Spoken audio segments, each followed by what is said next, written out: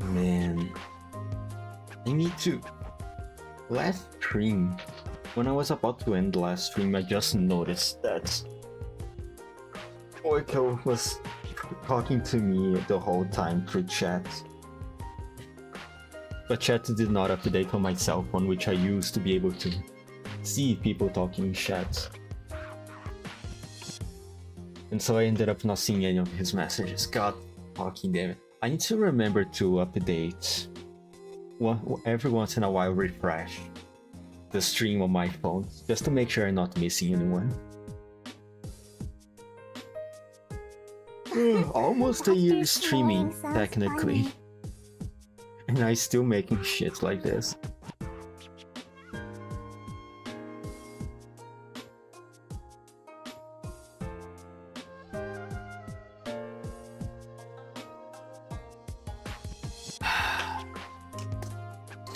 Well, anyway, Arknights. Almost, the event is almost ending. When Elegies are ashes. It is quite nice to have the continuation of the story so close to the previous one. You know, we had those side stories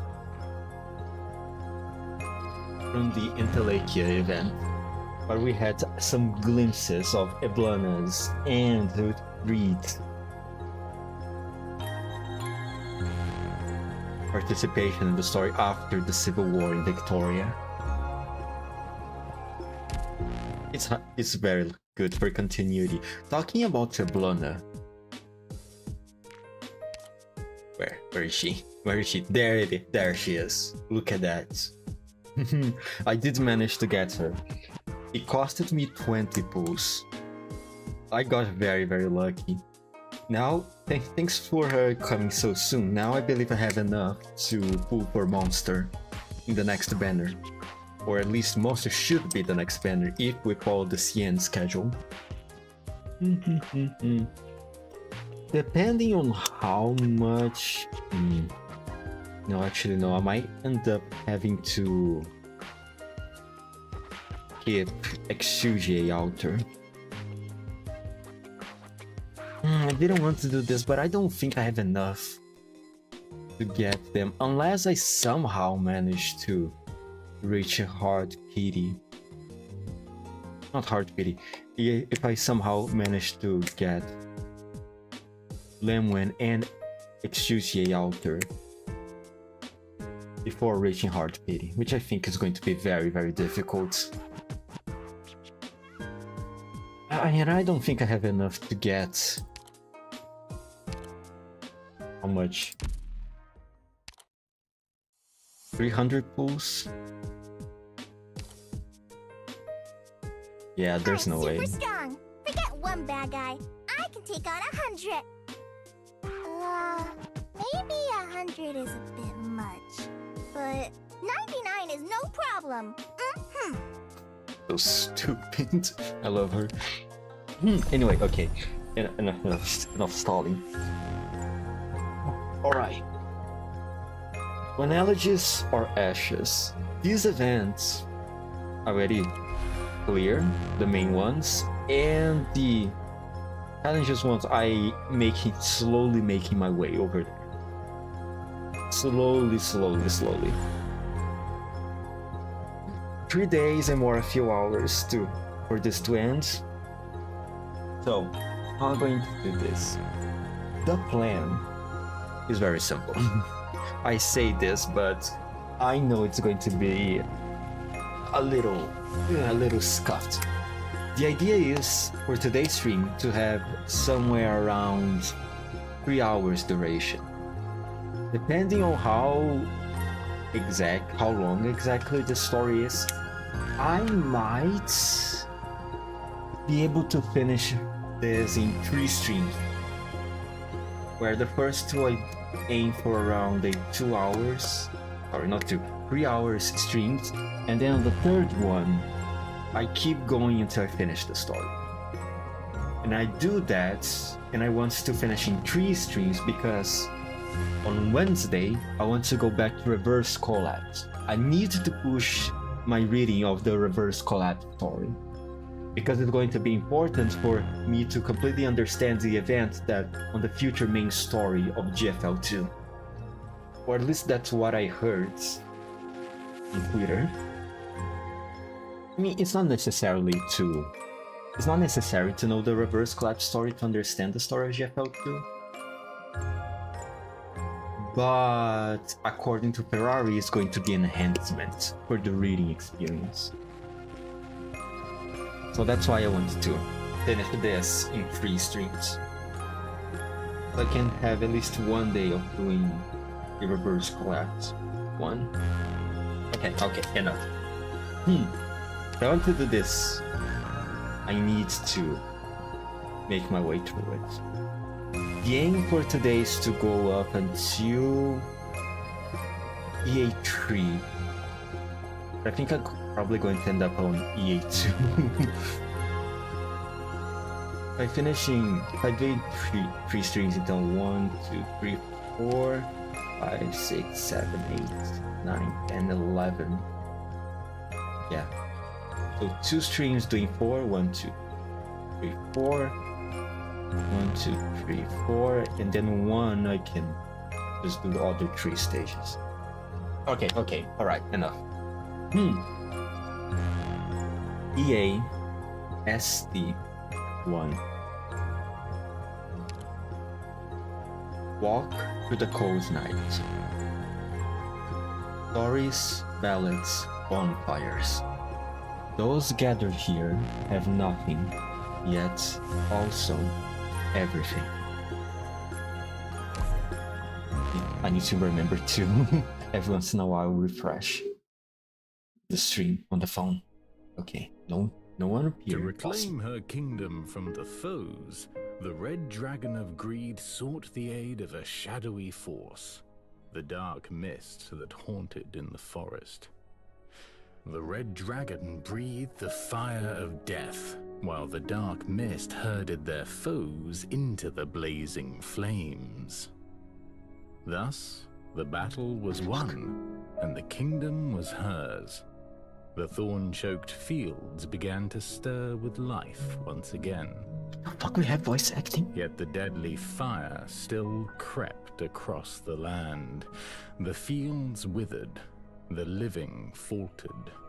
The newborn perished before they could bloom, while the passing lingered, bound to this land.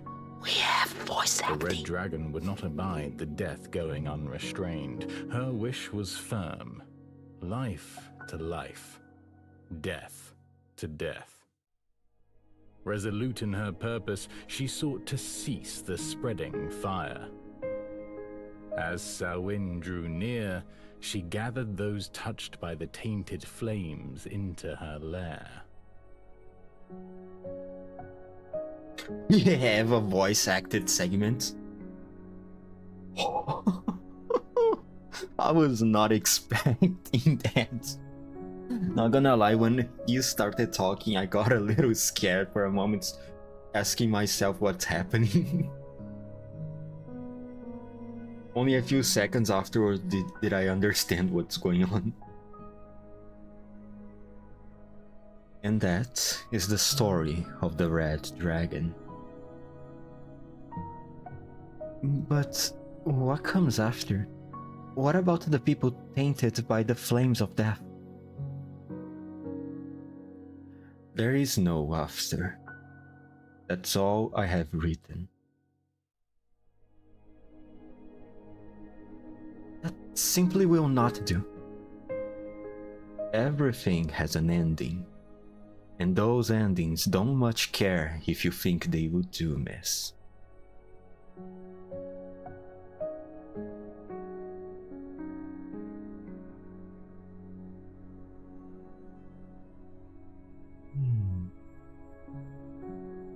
Oh, okay, this is still the same character. Okay. And yet, it's for an altogether different reason that you hide yourself in this dilapidated pub after publishing your work. How ridiculous. A lot of things are ridiculous. Do you simply enjoy keeping people in suspense? Is your spirit suited by tales of readers desperate to know the ending? Some overly enthusiastic messengers did manage to find me to deliver some fan mail. You must have been rather pleased. Pleased? I didn't even read them. Just tossed them into that fireplace, brah. How impertinent. Moreover, not a single story in your collection doesn't cut off unceremoniously. Truly impertinent. It's simple, really. I can't write an ending to save my life. You'd be best head home now, miss. You are clearly well educated, and a ramshackle pub like this doesn't suit you. Don't fret yourself over those half-finished stories. Why the hurry to show me the door? Perhaps I can help you.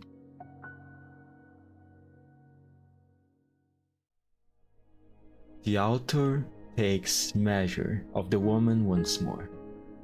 Even with a hood over her head, he can see how pale her face is. She must be very sickly, he thinks. The moment she arrived in this abandoned village, she went straight for the pub. She had clearly done her research, and seems unlikely to give up anytime soon. And I need to remember to refresh stream again, just to make sure that the events of yesterday will not repeat.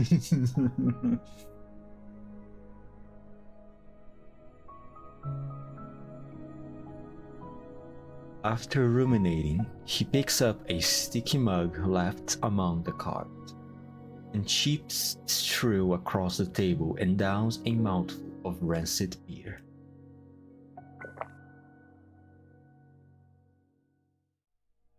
Alright then. So, what kind of ending were you thinking? Why should I be the one to come up with it? You're the writer, not me. I simply wish to offer my own story, to spark your imagination. Your own story? Wait, are you another survivor? Did you also narrowly escape death in that city last autumn?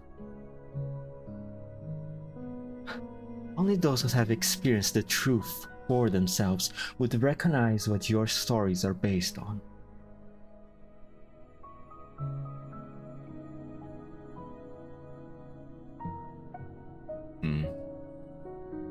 Well, go ahead then. I am all ears. Very well. Deep in the ruins of the former royal capital of Tara, long since destroyed by catastrophe.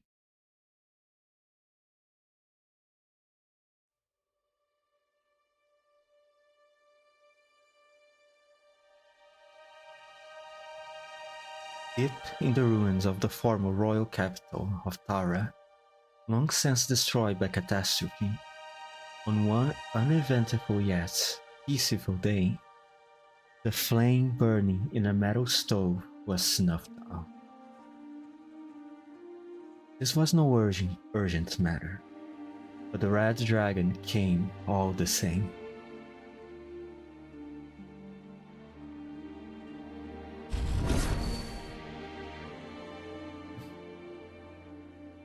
Does it resist being lit? Or is it that not even an ominous outsider, merely come after centuries' silence, and relights old longings and resentments, near worn away by time? Or perhaps I simply need to be less reserved.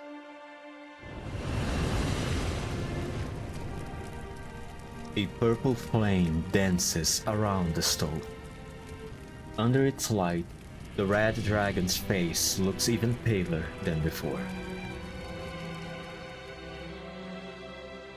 Who are you? Are you awake? Or must I remind you who you are? The pathetic red dragon who cast aside his crown and wandered the wilderness for 20 years, only to be murdered by his closest kin on his return. Lubret... What the fuck is that? Lubretouch? Labretouch?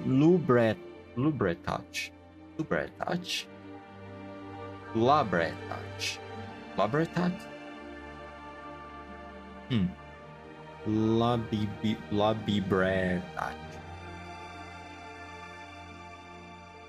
Let's try this. Labretouch. Let's go with it. Labretouch. The exiled king. Correct?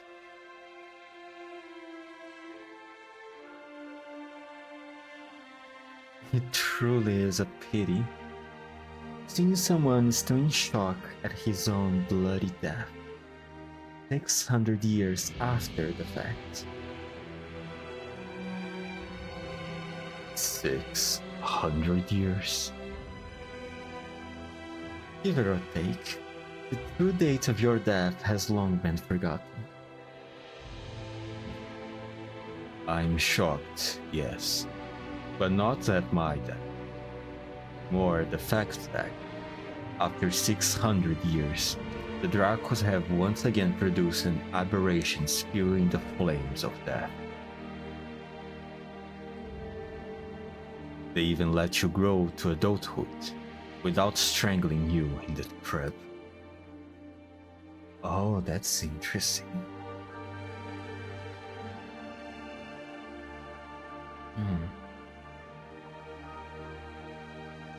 So according to the Tyrant's tradition, she's not supposed to live. Is her power considered blasphemous or something? No, that maybe it's not religious. Maybe some form of discrimination because of events of the past, perhaps.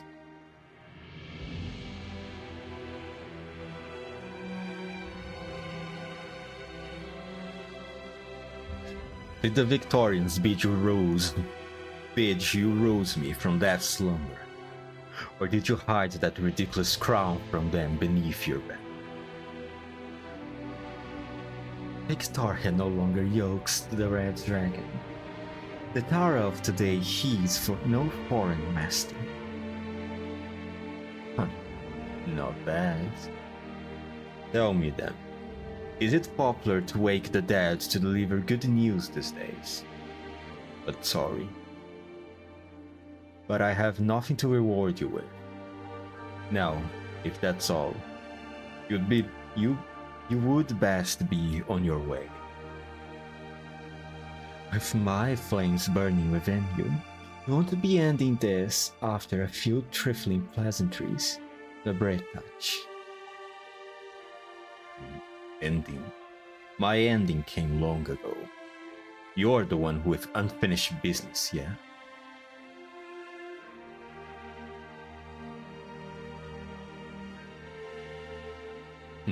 Look, I get it. They are the flames of death, after all. They'll get you into all kinds of trouble. Life and death getting jumbled up. Herds of undying beasts, newborn cubs having their lives snuffed out before you know it. The works. So, how big a mess are we talking? A field? A city? A countryside? I set all Tara alight to free her from Victoria's heel. You... what? Let her be razed to the ground. Let Tara become a nation of the dead. Either way, the flames of death will seek out new kindling. Or so I thought at first. but allowing so many lives to fade away simply because I'm out of ideas. Well, that would be awfully imprudent of me. So I came to you. Tell me, what should I do to cleanse these deathly flames from the fields of Tara?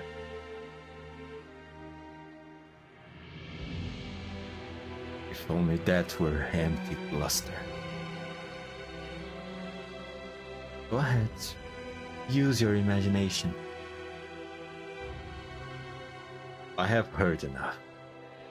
What I am about to say isn't for you, but for all the people still willing to call themselves tyrants. Those tainted by your flame and marching towards death have been renounced by life itself. It will never return to them. This goes without saying, for the corpses marching behind you, obviously. But the same holds for those who still live yet walk light. There's no medicine that can save them. Gather them together, so that their fires do not taint others. Appeasement. Is that all you can suggest? Of course not. Next, find another red dragon. Assuming you haven't already slaughtered your kin, of course. Find a real red dragon. One whose flames warm others' lives. That things return to as they once were. Ashes to ashes, dust to dust. Life to life. Death to death. Is that all you know? It is. Ignorant young dragon.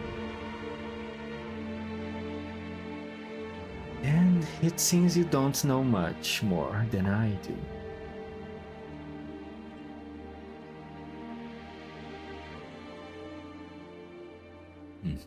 And I imagine the red dragon is read them. Since he said the one who like what blazes fire into whose flames warm others' lives. Yeah, he has to be read. Sorry. Love Tiny.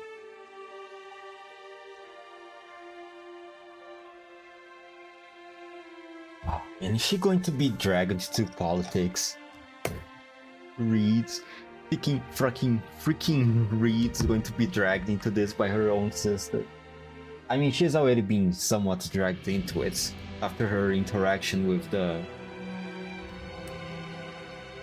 Duke of... what was his name? Edemir?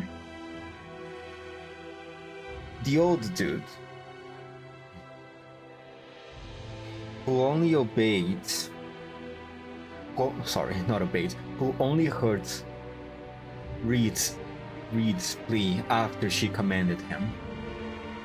So there's already some schemes into motion to make Reed be the one to lead the Tyrants. If she is indeed the Red Dragon he speaks of, I mean, she has to be.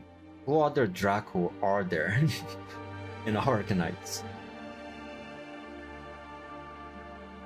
The Red Dragon does not even bother to sneer at him.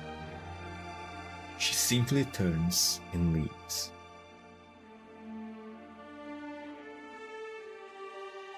She passes by a ruined home, faint yellow candlelight seeping through the cracks. This is the wilderness, where the dead roam. No one should be living here. And so, she knocks on the door.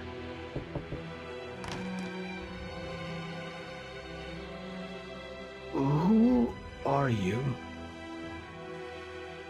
Who I am is unimportant. What's important is, why are you living out here? I came because there aren't any Victorians here to knock at my door, or rob the foods I dug up myself. along with my savings. 5 years ago, on a night like this, a wicked caster came by, killing the Victorians as they close in, step by step. I offered him beast meat, brains, and freshly brewed wine. He told me he didn't need any of it. What he needed was fire. A fire fueled by those who would happily burn themselves away.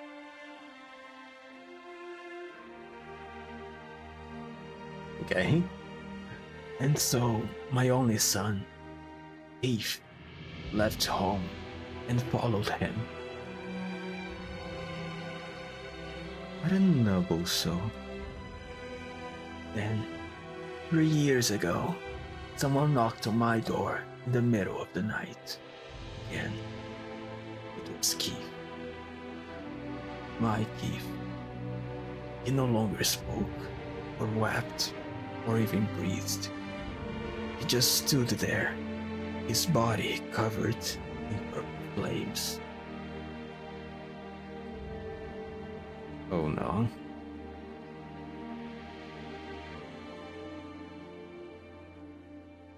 What are you doing here, Ablana? How tragic. It gets worse. I buried him. He refused to rot away in the earth. Instead, he dug himself out. And now his corpse is wandering endlessly the wilds. Which is why I am still living here. Are you one of that caster's friends?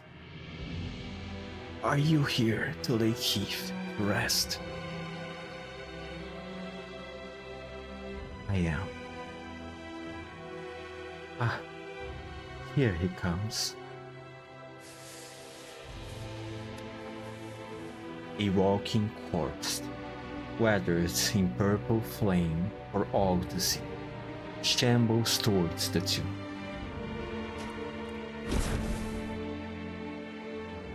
The red dragon presses the point of her spear against the corpse's chest.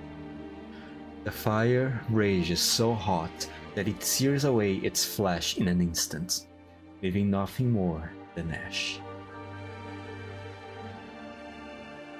But an evil thought crosses the old man's mind. The fire did not seem to burn out, but instead went up along the spear to return to the red dragon's body.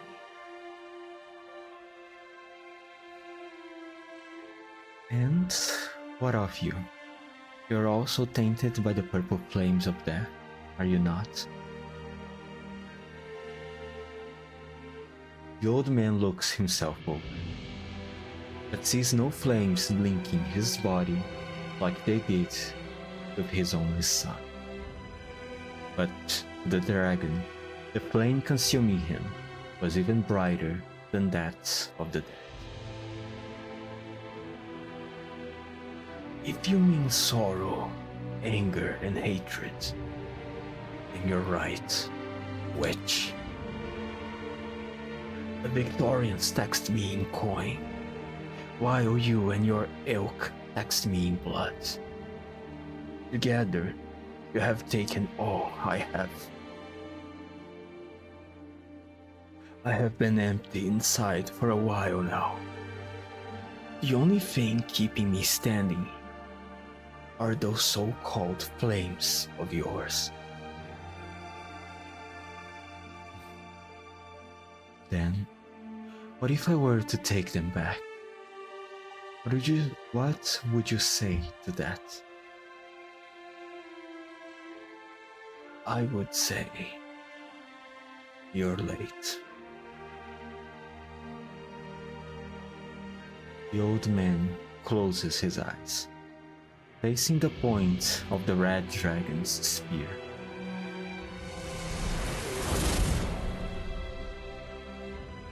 He can feel the fires of anger and sorrow propping him up, burble as they flow into her hands.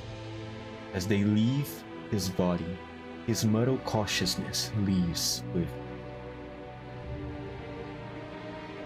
He can sense that death is near, but considering how stagnant his life has become, he no longer fears it.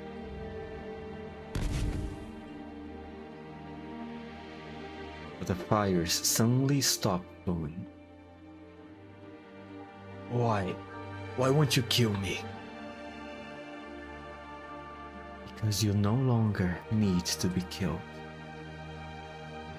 A spirit once told me that life will never again grace those tainted by the flames of death. Now I see that he was right.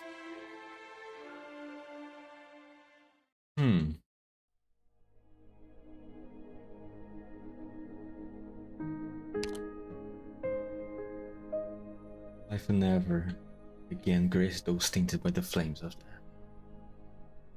I see that he was right.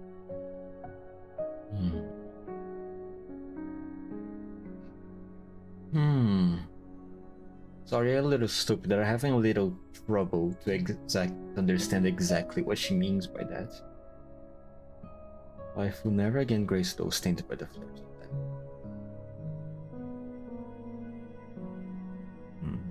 Is it because the oldest man's life has become so stagnant by his negative feelings?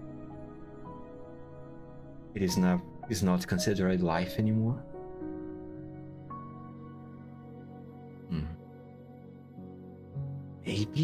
Maybe that's what she meant.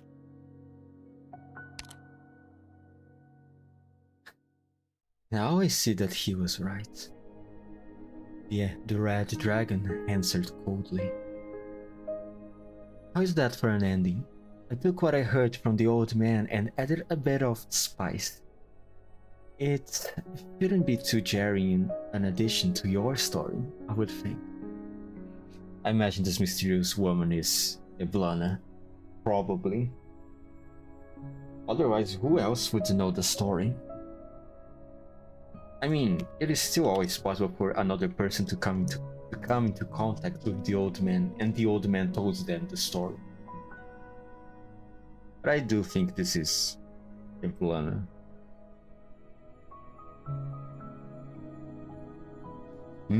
I need to remember to refresh stream on my phone. Okay, no messages. Awesome.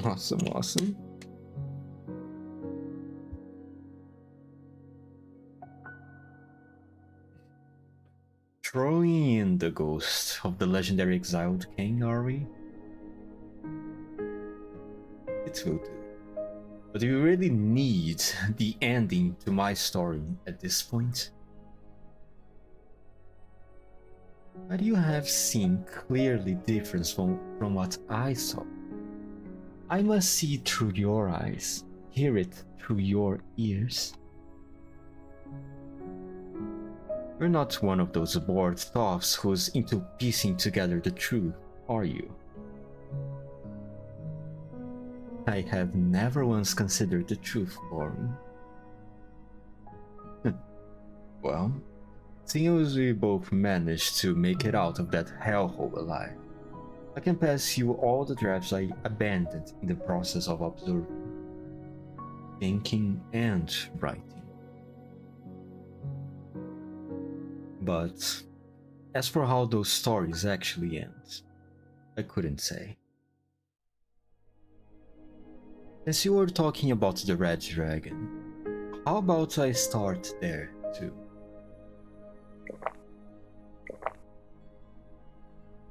The writer pours another half mug of beer directly into his belly, glances at the woman with a hint of provocation, then begins to tell his tale. If you have ever made the journey to the Red Dragon's lair, we call Nasaoirsi.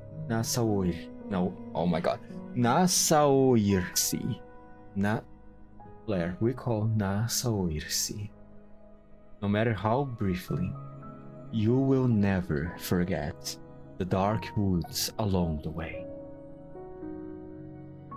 They are dismal and damp, filled with a gloomy mist and fae who love playing tricks on men. A labyrinth of darkness black. It is said that, of all the people who have entered, not a one has ever left without the forest's permission. Even if it does open its boughs to allow you passage, the mischievous fae will still lead you astray, jeering at your clumsy movements all the while. But once they finally leave you be,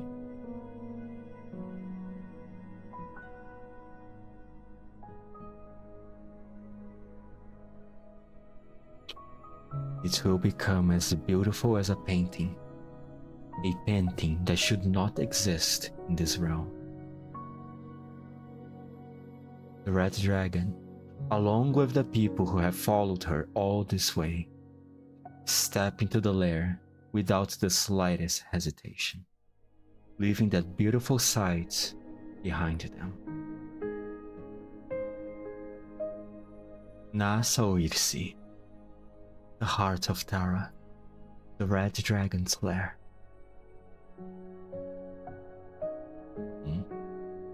Which Red Dragon, you ask? Yes, you really do enjoy piecing together the truth. Lore Arknights is amazing. It is. It really is. I wish there were more content creators that would focus on Arknights lore. It is such a shame, man. Yes, you really do enjoy piecing together the truth. You must be thinking, I think you don't know a damn thing. So, I am trying to mislead you? Well, since you are already so well informed, no need for me to beat around the bush.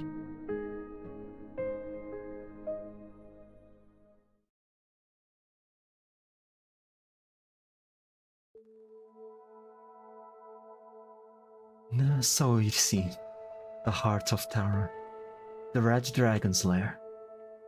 We are finally here. Thank heavens, the whole trip from the Katana fields has felt like one long dream. Will my family really be safe here? This land is more than just idyllic pastures and fields. Tara's capital was never directly involved in Londinium's war. But there's been a never-ending spate of infiltrations and noble rebellions going on in the background and out around Na Saoirsi. Especially after the Red Dragon marched her troops towards Londinium. It wouldn't be incorrect to say minor war took place here. Sorry, Reed. I was just happy as can be. Didn't mean anything else by it. No. The homecoming should be a happy affair. Know any songs about the city or the Dark Woods, Moran? Only the one. And it doesn't really fit the mood. I'll just sing it. Oh my god. Okay. I step into the dark woods one more, calling to the mists of war. I trod upon the roads, heading out to war. No pipes and singing, no battle drums a war. Only the bells behind me, through dew and fog, their rings do soar. This whole way back I've been thinking to come up with a new verse to add,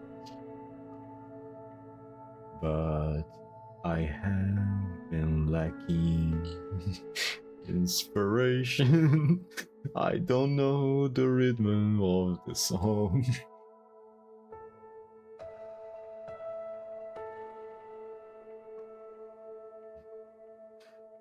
You seem even more anxious than before, Reed. Was the tune really that much of a downer? No, it's nothing to do with the song. It's a good song. It's just...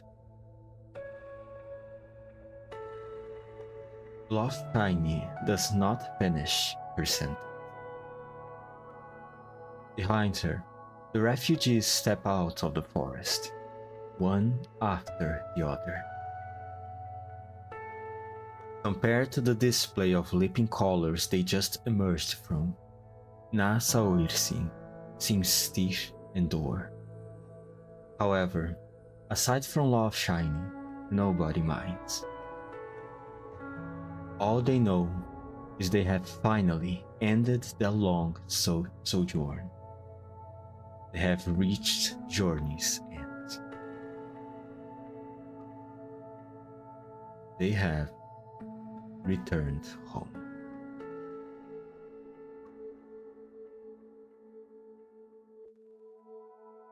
I want to have a look.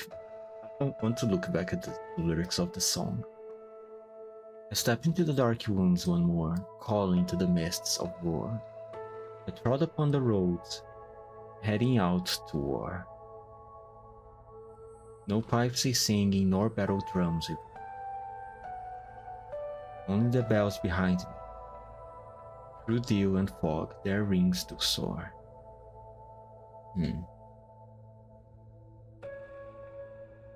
Oh, this last line was not part of the song. Oops.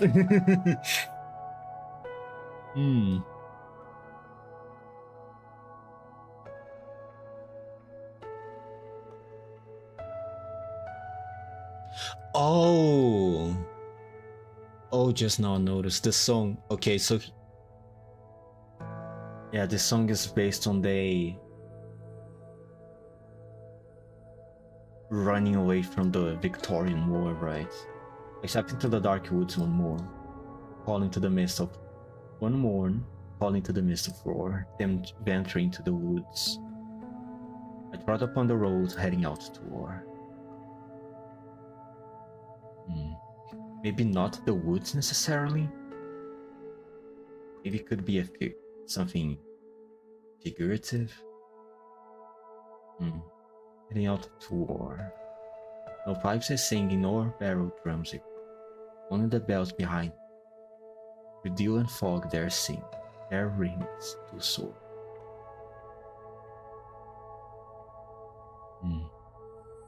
And pin down exactly. Like, know exactly as a fact the meaning behind it, each lyrics. But it's definitely about their journey to this place, I imagine. Oh, that's so cool to see, like, seeing songs being made at the moment, you know. Because usually when stories have these songs that tells stories and legends, usually are about things that happened long ago, normally. It's just kinda cool to see one instance in fiction where we see characters making these songs and see the story that these songs tell about in real time. So, what's next? Oh, sorry, Morin's a woman. Oof. Oh, I thought it was a guy. Someone will be coming to help us. Once they are here, Love Shiny spots a figure slowly walking over from the city. He must be the man here to greet them, but the last time they met, he had wanted to kill her. She subconsciously put her arms out to shield Moran at her side. Oh, hello. Why are you here? I have come to welcome you. What? I will be escorting you into Nasa Odyssey to meet with Her Highness, Eblana. Don't worry, you will never have to see me again. Not unless absolutely necessary. Indeed, the issues we could resolve without meeting, she and I already resolved on the Gastro. Then please, follow me. As for your entourage, due to security concerns, I will make others arrangements for them. No, they are tyrants too. They must enter with me. I promise them.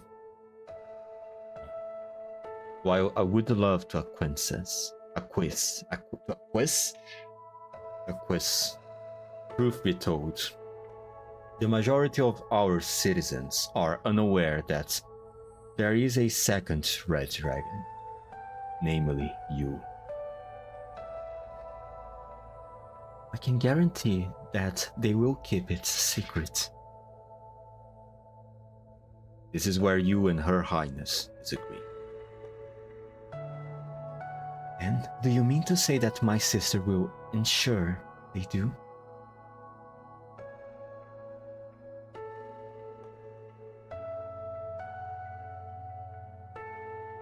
This is precisely why I must bring them into Nasa Odyssey. Who the fuck are you? I may have an idea that would satisfy both parties. If you would care to hear it. I brought you here, Wake Woman, not simply as an overseer for settling citizens, but also for your discretion in sensitive matters. I hope this idea of yours isn't mere wishful thinking. If so, know that even you will no longer be welcome in Nasa Odyssey. Of course. As you so eloquently put it, Nasa Odyssey is indeed unable to do so readily open its gate to our errant countrymen. But I'm headed to the village of the Wakemen tomorrow to ask for some sacred instruments. Seeing how these people have nowhere else to go, I can have them stay at the village for now. Wakeman? Isn't that some sort of code name plucked straight from the old legends? My people have been relegated to song and story for many years. True. Those of us who live around the ruins rarely ever leave. I'm just an oddball. Which is why I can promise you that... well, no word of the Red Dragon will leave the village. Oops.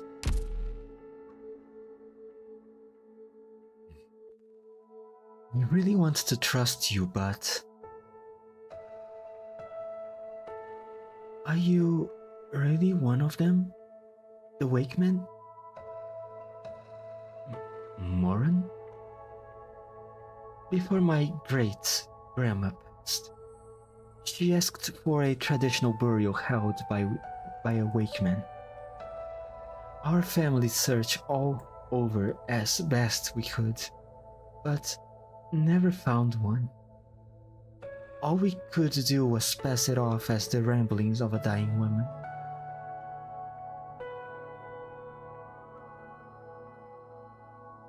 But was a woman with her head on straight, not the type to mix things up with legends. If she said something's real, it's as real as can be. Besides, I have heard many stories about your kin. I'm willing to trust you.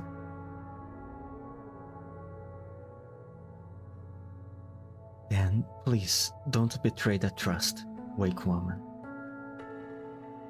Naturally.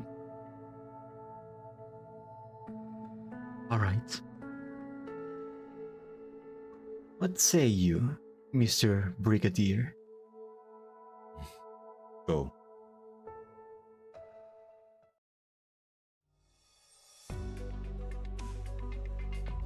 Bryce sucks there. There is already someone over there. Oh, fucking damn it, man.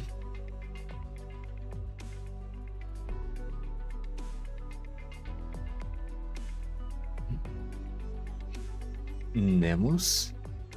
Who are these people? Sorry for making trouble for you even after I left. They are Terrans with no place to call home. Na Saoirsi can't take them in at the moment, so I thought maybe we made an exception many years ago by not forbidding you from leaving. We have even less reason to admit these strangers we know nothing about. What if we are not here to be admitted to the Wakeman, man? Moran? Once, when I still dreamt of being a wandering bard, I collected the legends of the Wakemen, thought out your people, and told your tales. But in the end, my dreams of both bardhood and Wakemen were shattered to pieces. Only now, when all I want is to go home, do I run into you. If the legends are true, your people live aesthetic lives. Aesthetic? No. Ascetic. Ascetic lives. If the legends are true, your people live ascetic lives. You only come into contact with outsiders to hold funerals, letting the souls of the departed find rest in fire. Correct. We came here with... No. We are just folks from all across Starra, seeking refuge. Not a one of us is qualified to join you. We are just looking for a place to stay for a day or two.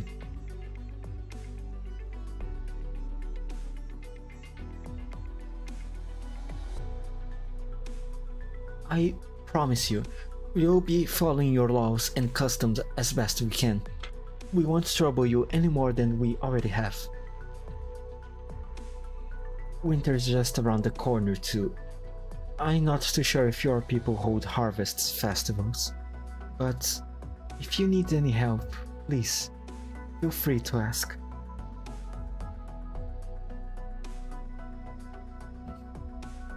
Samhain. That is the true name of what you call the Harvest Festival. It would seem you really are different from the city folk. There are some abandoned huts outside the ruins. You may clean them and stay there. Thank you. Or rather, go rave may forget. I'm 100% sure I just butchered that pronunciation, but I'm going with it.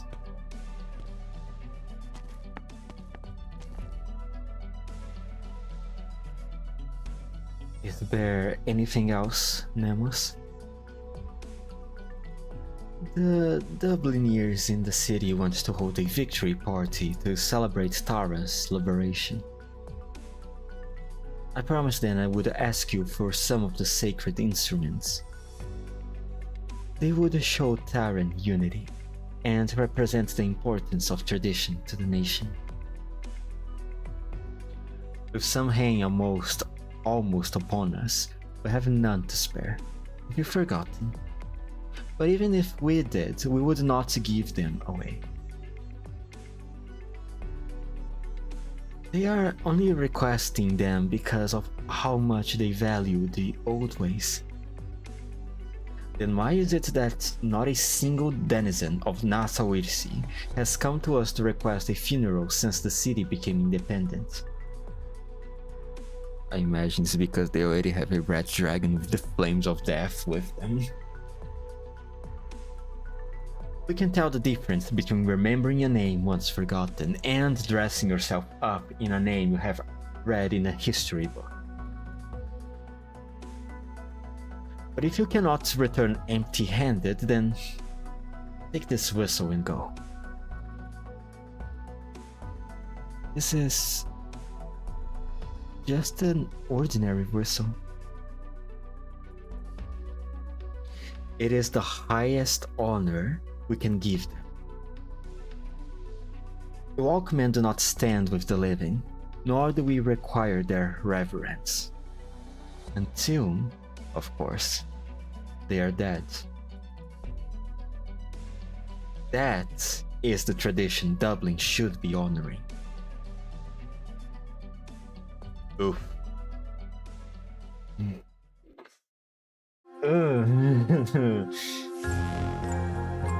Yeah, I don't think the Taran people is very united right now.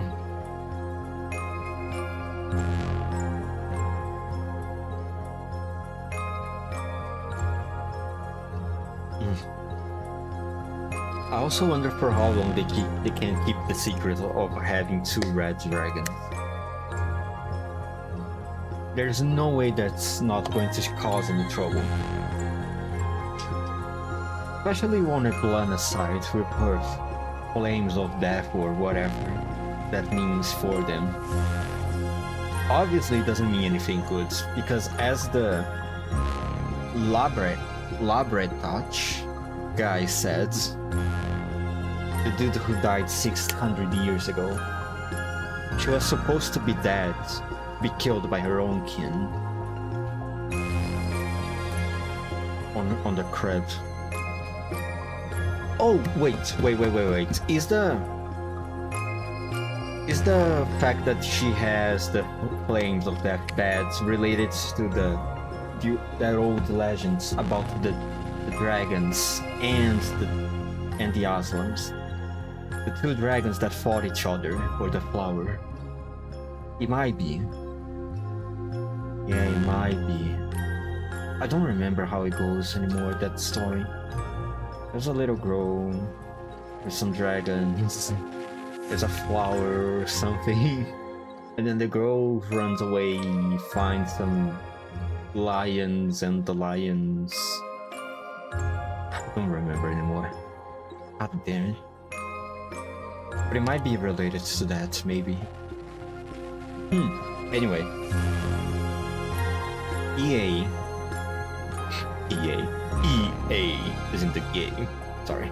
EA1 title page. Why have you come self-exiled before?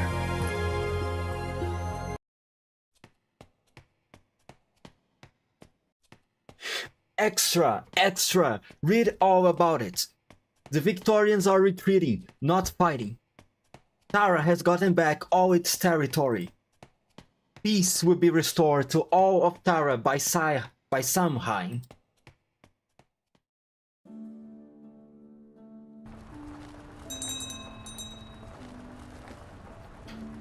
Stop the cart. I have been ordered to escort you directly to meet Her Highness, with no delays. Before I meet her, I need to see it with my own eyes.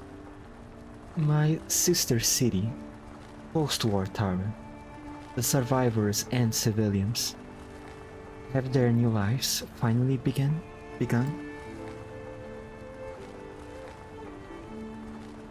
If you insist. But the people were not yet prepared for 2 red dragons. Of course, I know that.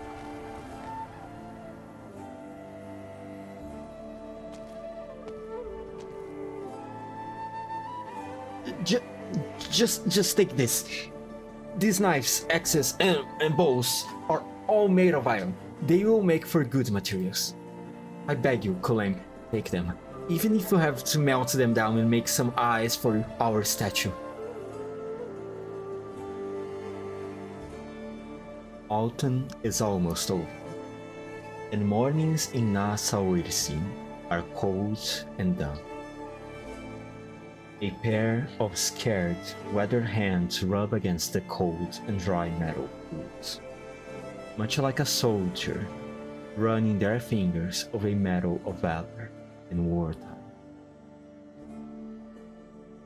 The people yell out his name, hoping the broken tools in their hands will be accepted, melted, and used by the hero to forge the statue.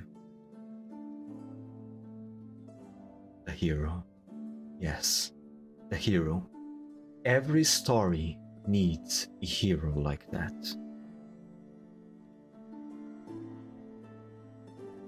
Who? Tell. Come help carry this stuff into the workshop. I mean now, Tell. I will help you sharpen your knife tonight. What a lazy brat. This is what you get for pampering him too much.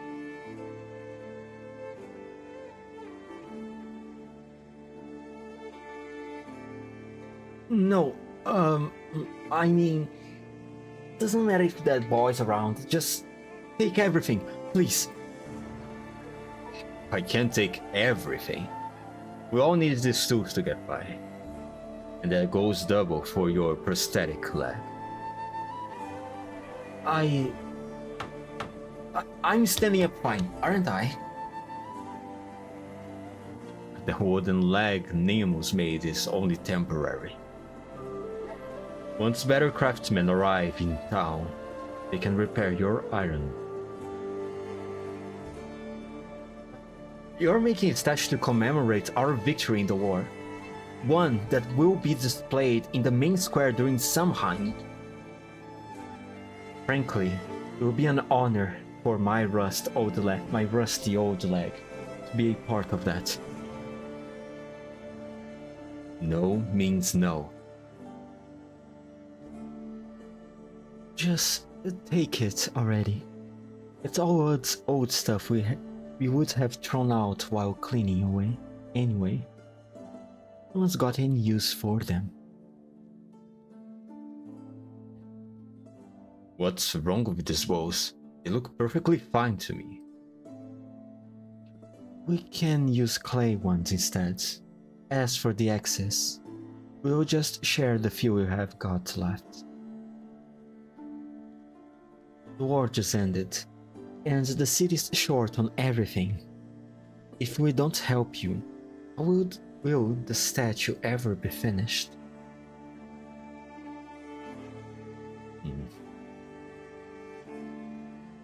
Still, I can't accept used prosthetics, no matter what. You're a great man, my hero, but you can't be so stubborn. Oh yeah, alright Reed, that's an awesome, that's an awesome force, by the way. What an awesome costume. Surely no one is going to notice your horns like that. Oh my god, surely no one's going to notice your tail either. Your Charmander tail. Olaf Shiny slowly walks into the crowd. For some reason, She feels as though there's something separating her from them. As if she's looking at them from the other side of a bonfire. That is not... What is that even hiding? Excuse me. What are you all doing? New face in town? Haven't seen many of these lately. Where are you from, Vover? Oh, they think she's a Vover. Okay, alright, yeah, actually that makes more sense. But wait, does that mean they have never seen Eblana before? Only heard of her?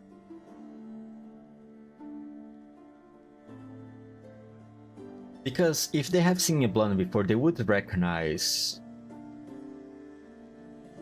How should I say this? They would see Eblana's semblance on Love Shiny, I imagine. I have returned to Tara from a place far away. See, Gulain? If you would just taken everything without a fuss, you wouldn't have embarrassed yourself in front of our countrymen from afar. My answer is still no. Not the prosthetic leg. The other stuff, fine.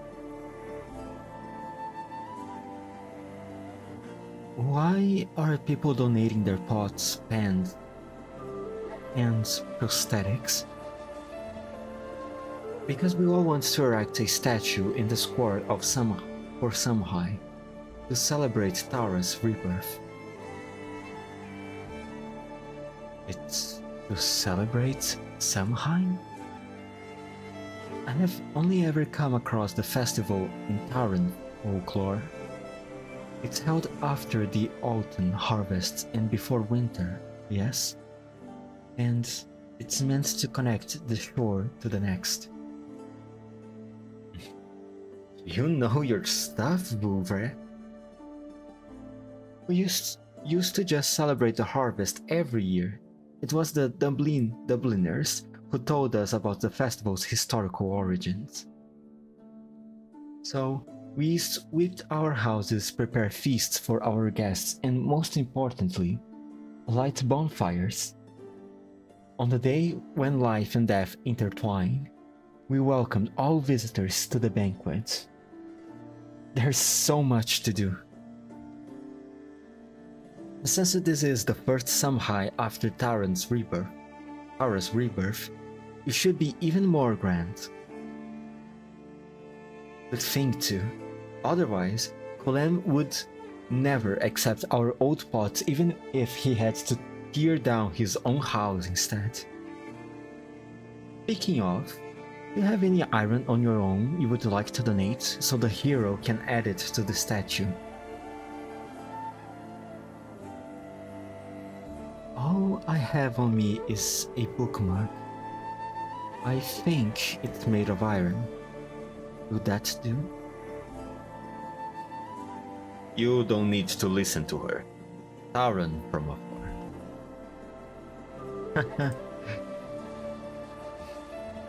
So, what sort of statue are you making? A red dragon, to celebrate Tara's rebirth. A red dragon.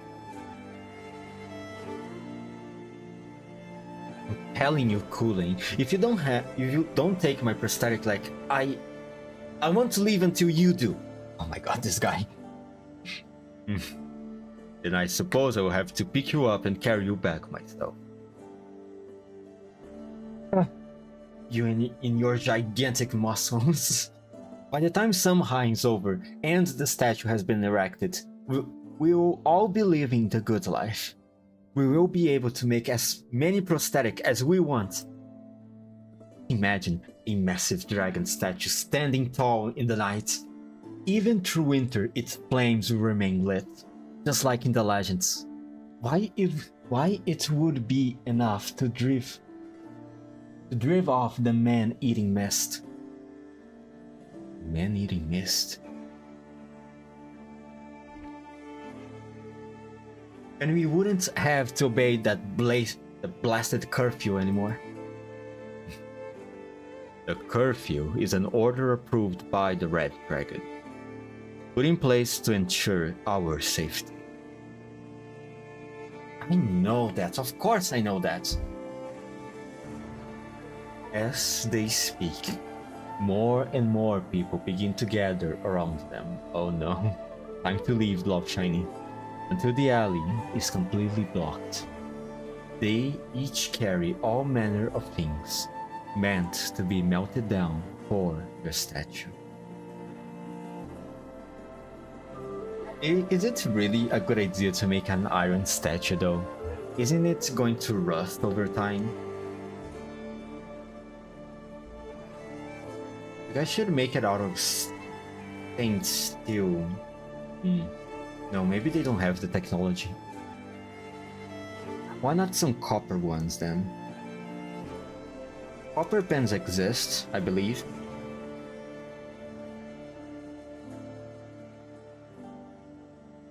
I believe copper is also easier to mold than iron. I'm not so sure. I should know this stuff. I studied the technology of materials briefly on college, but I don't really remember anymore. I wasn't very that interested in the classes. Kulan patiently receives each new visitor as the objects at his feet begin to pile up. He is quite a large man, but even he can't carry all of them at once. Allow me to help you, Kulan. Oh, no need for that. My apprentice Tell. Can you really count on Tell though? We have no idea where that rascal ran off to. Talks a good game but slacks off when no one's watching. Typical Victorian. Oh, little racism going on over here. Classic Arknights. And how old was he when his parents died? Does he even remember Victoria?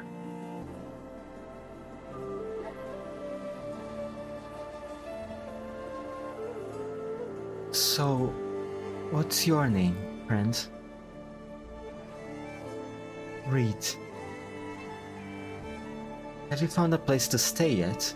You're welcome to stay at my place for the night. You wouldn't want to be wandering the streets during curfew, that's for sure.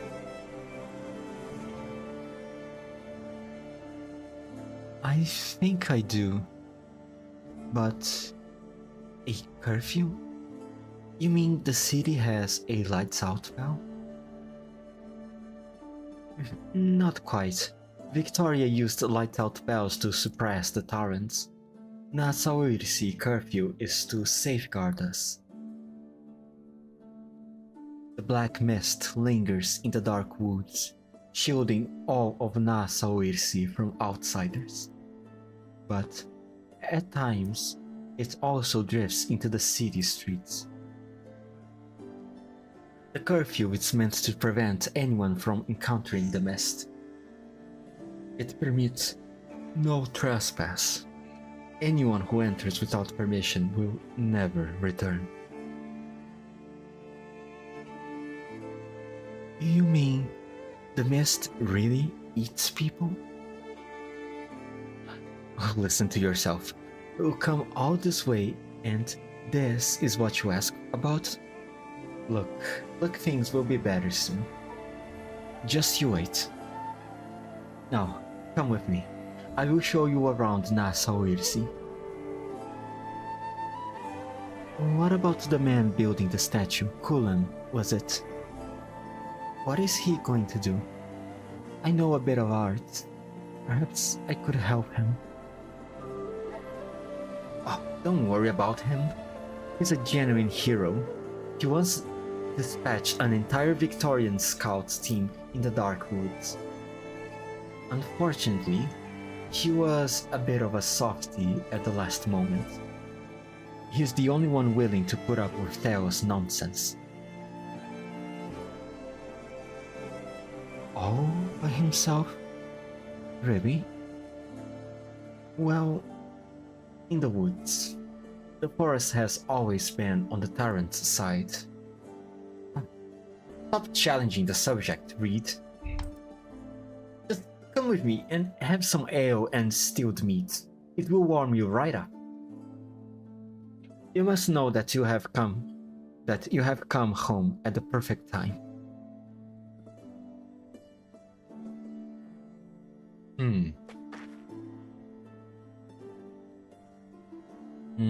All by himself. Also, she said he's the only one who can put up with Theo's nonsense. So Theo convinced him to let those people go.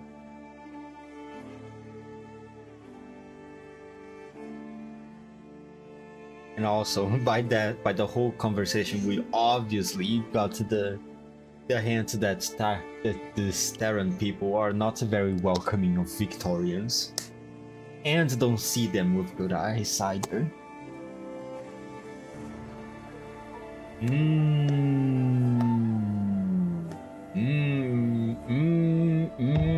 I don't know if that's going to be a good thing for Vina in the future.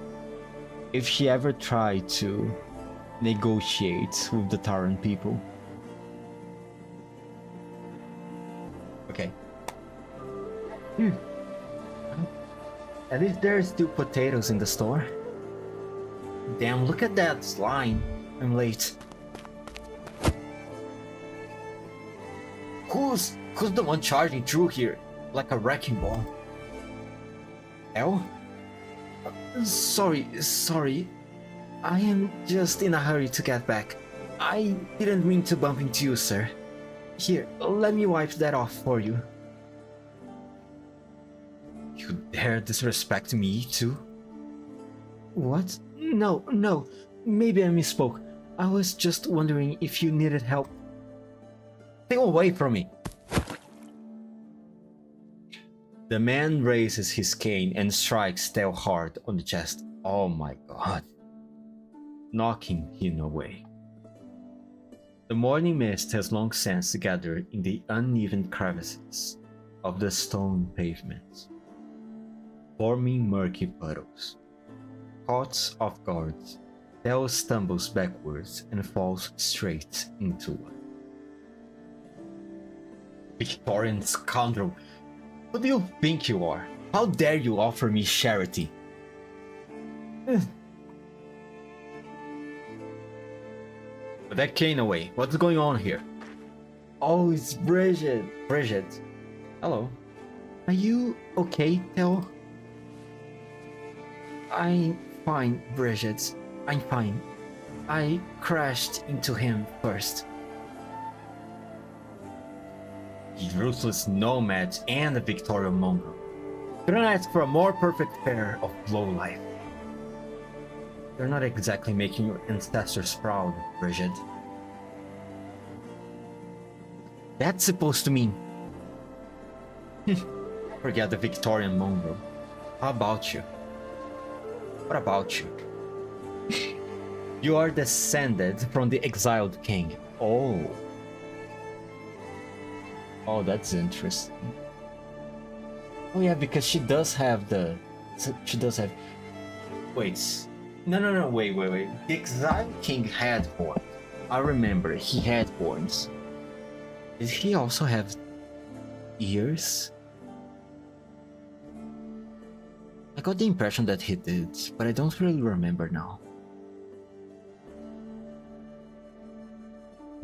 Or am I just having some Mandela effect right now?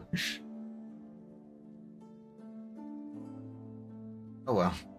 You are descendants from the exiled king, from the very clan that's supposed to warn the tyrants of impending catastrophes. Yet here you are, mingling with the likes of him. Even during the war, you never cared whether your own people won or lost. You would just coldly toss those battle reports into the citadel, then go door to door delivering those meaningless personal letters. Are you lots even fit to call yourselves tyrants?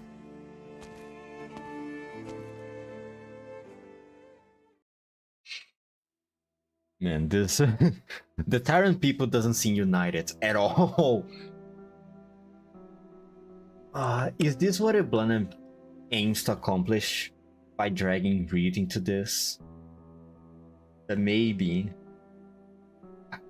Oh, it doesn't. Who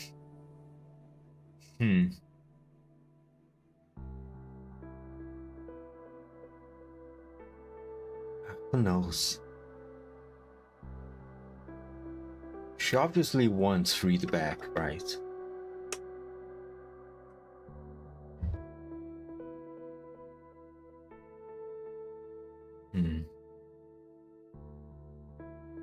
So, this is the only place you have to go? Why not just go back to Kulan? I need to wash my clothes first. It should be quick. You don't need to worry about me, Bridget. Of course I'm worried. I came here just to see you, after all. Why is a place wrecked by war and left to rot any better than Kulan's workshop? At least there you would have the forge keeping you warm, and hot meals. No, it's just that I don't want to cause him any more trouble. Please, don't tell Kulan about what happened today, okay? I will be on my way as soon as my clothes dry. I am not here for him, Tel. I'm here for you, to take you away. Take me away? Did he say something to you? Just what sort of relationship do you have with him, anyway? If I hadn't shown up today, were you going to take the beating without fighting back? My instincts are never wrong. If you stay in the city, they will just keep finding new ways to push you around. Today, they shoved you into a puddle and beat you with a cane. Tomorrow, who knows? Anyhow, just come with me. I can take you to the plains or anywhere else you fancy. Up to you. You and me, we don't belong here. And if you have got nowhere else to go, you can always head to Nemo's old place and stay with the Wakemen for a while.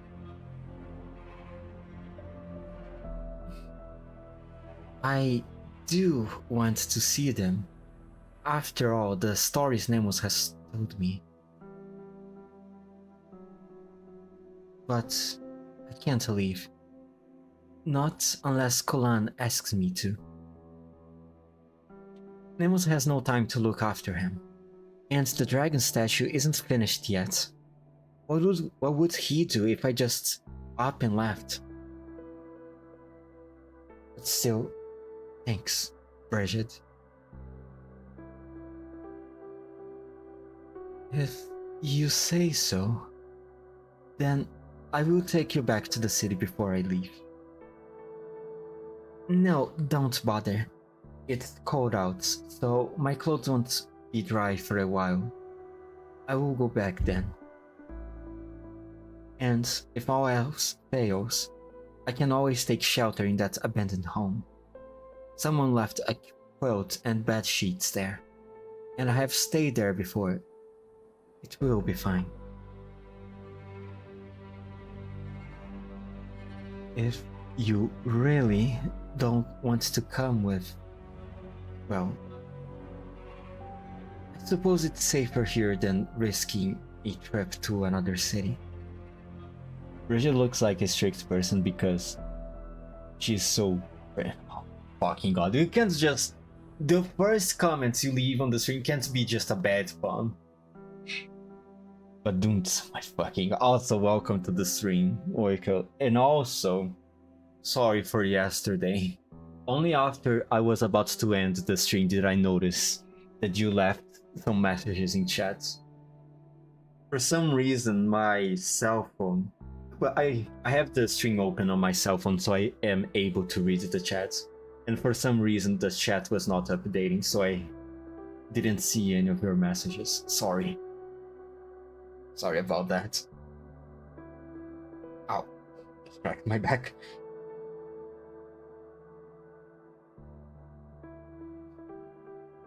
So, not even Kulan looks after you all the time, huh? He has more important things to do. I should be making things easier on him, not giving him something else to worry about.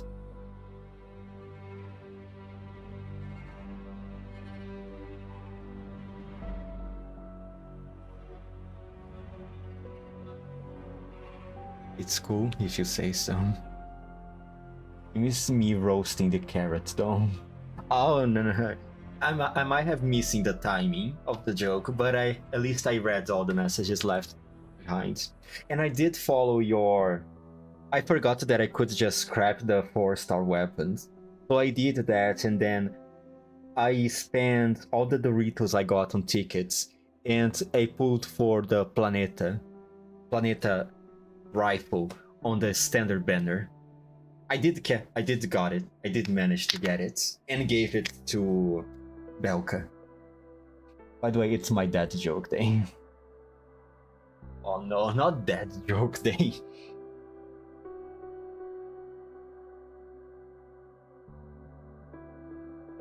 Well, goodbye then. Take care of yourself. You hear?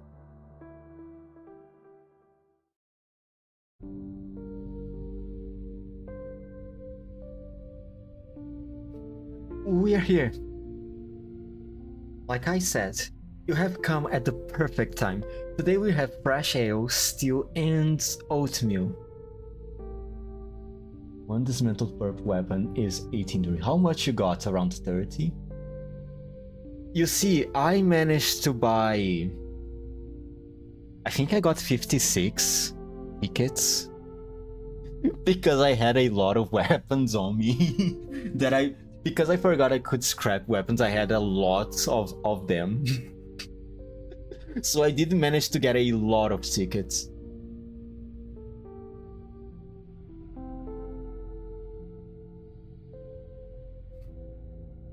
Shouldn't you save that for Samhain?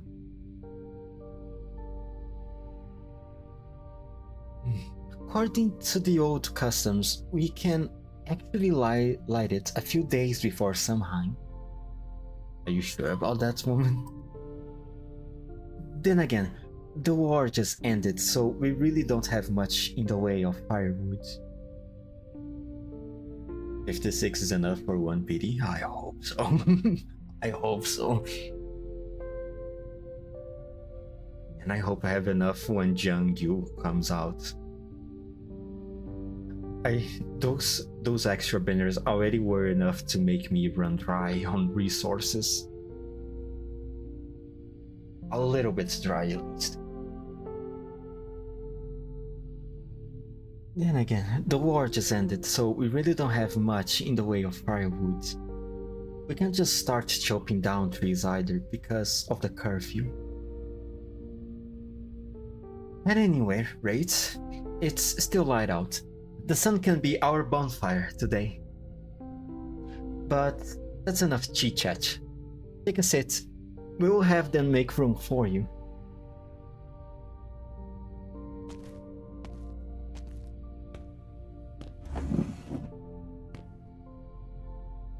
Love Shiny steps forward. In the damp, chilly air, each dish in the lavish spread on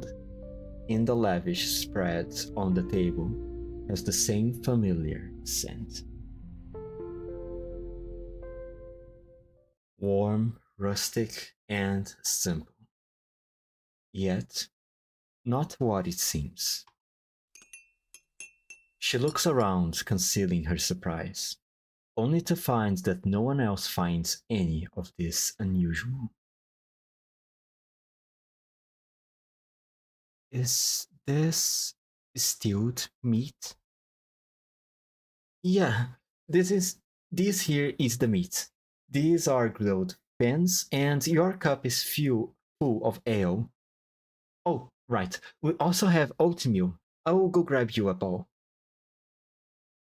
For pity, Jeff failed to raise the same as Arknights. The soft pity is 50 for weapon and 58 for dolls. Each pool adds 2%. You gotta be blind if you don't see the burning dragon tail behind it. I talk about that. That's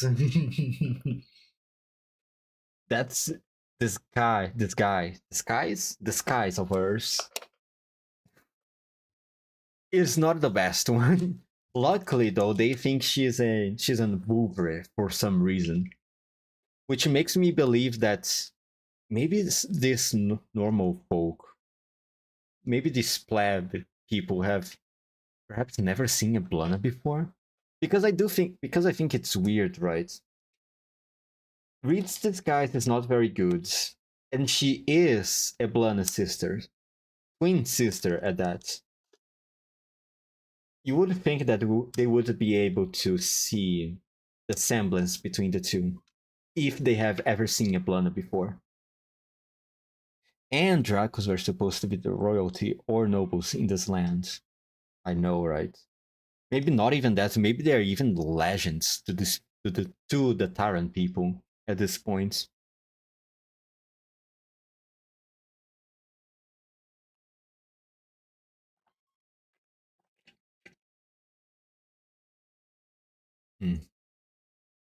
There was also the whole dynamic thing of people are not ready for two Dracos thing going on, which I'm not entirely sure what it would entail for these people. The only thing I can imagine is perhaps is related to the fact that Iblana has the flames of death thingy, which, according to the words of the exiled king that she resurrected to have a chat with, it's supposed to be something really, really bad. My theory is that the flames of death are bad because of some reason related to the legend of the creation of Victoria. The whole story about the two dragons, the girl and the lions that the girl found.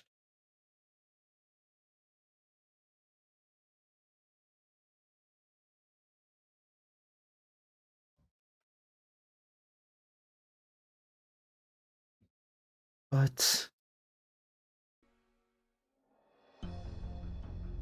all the dishes appear to be made of the same thing. Oh no. On the story thing about the Guna incident, David didn't just kill her, he dismantled her like he did to a machine.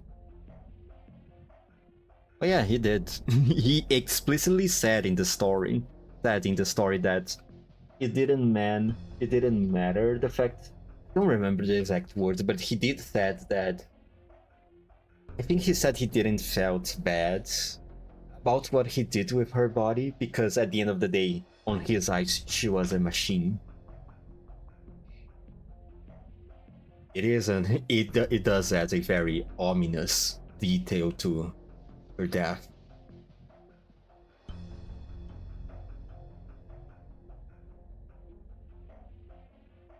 I just hope no, there's no way he cuts her.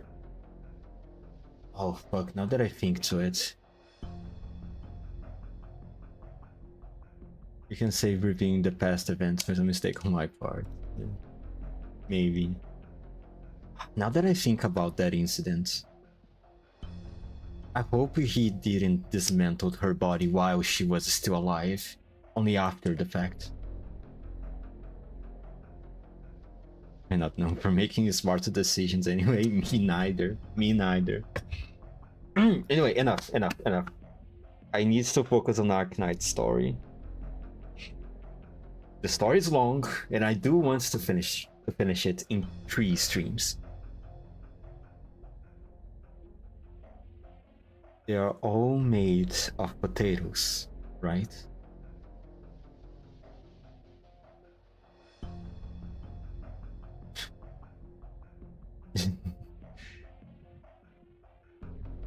Just when I said I wanted to focus on the Arknights, we have the mention of potato eaters here, just like the commander did in the past 10 years. Make it 4.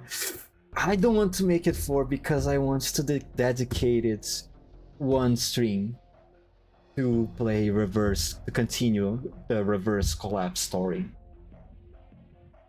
I want to finish it before the new main story chapter drops on GFL2. This event is hella long. I know. I'm expecting around 12 hours to finish this.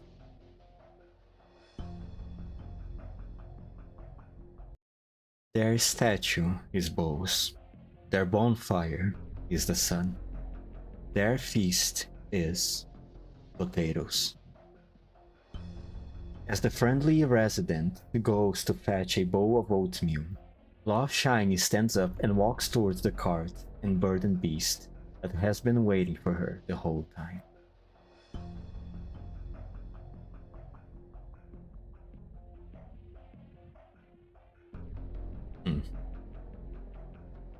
Your Highness will return very soon. Please wait here. And this place is Nassauirsi Citadel. Ike's point in the city is just up the steps beside you. This is also where Her Highness lingers most, when she is in the city. Oh, don't tell me it's going to be one of those situations where the rich people have actual meat, while the poor have to make do with potatoes. Don't tell me that's what's about to happen here.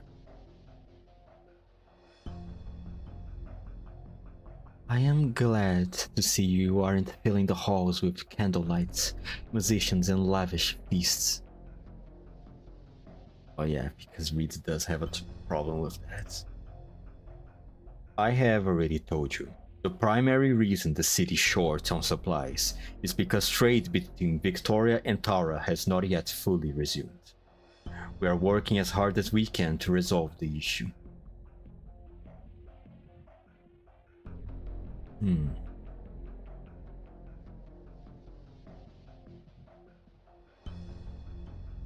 Okay. The residents are very understanding of the situation. They hold nothing but goodwill and genuine love for Tara. Your Highness Iblana. Oh, hello. Leave us. No once. At once. Love Shiny. Just what is going on in this city, sister? Everyone's celebrating Samhain, except there's no harvest, no bonfire, and the feast is nothing but potatoes. If you came here to make me repeat what the Brigadier has already told you, well, I suppose I can play along. I wouldn't want to spoil our long overdue reunion.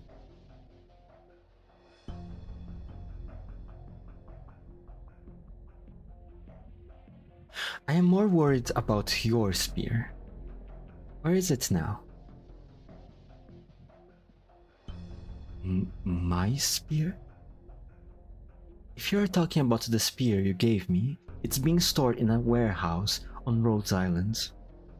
I no longer need it. How can someone with no weapon claim any sort of power? You forget power, even survival would be a struggle.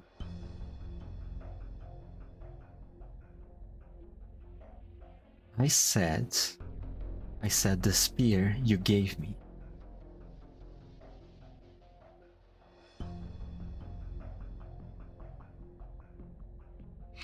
Also, you won't kill me. At least, not yet. As a puppet that has only just regained its soul, you wouldn't want to break me before you had a chance to play with your new toy. Oh, yikes. Oh. I already knew that the relationship between them was bad, but...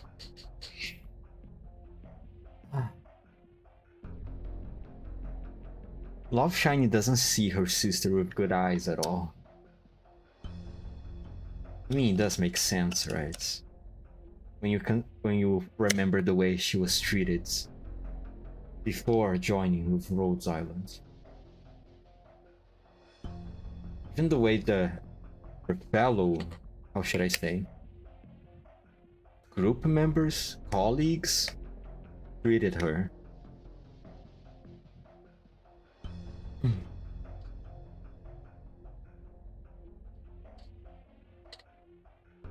Your words are quite hurtful.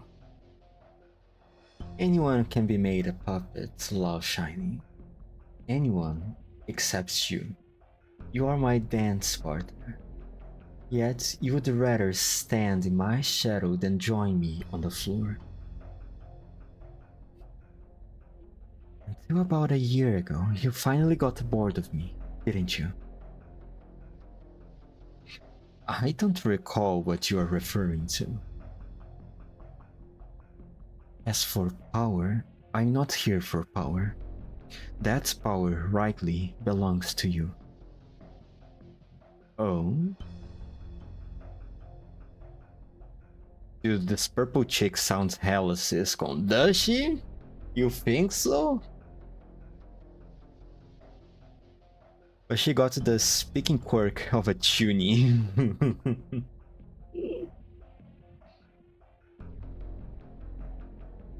Does she really sound that Siscon to you? After reading the Belka event, maybe I got desensitized.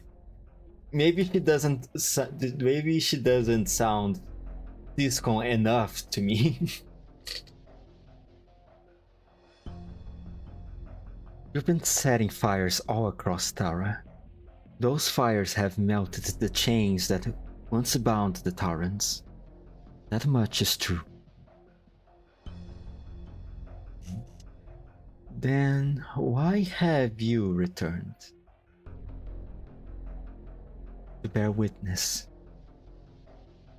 If you're truly willing to use your power to give the Tarans a new beginning, then I will do everything I can to support you.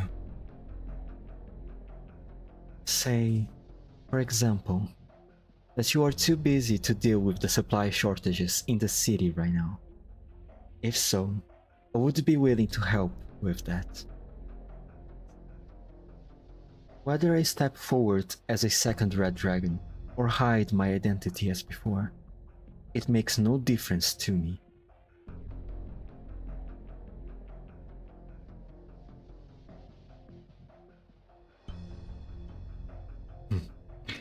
As noble as ever, my dear sister.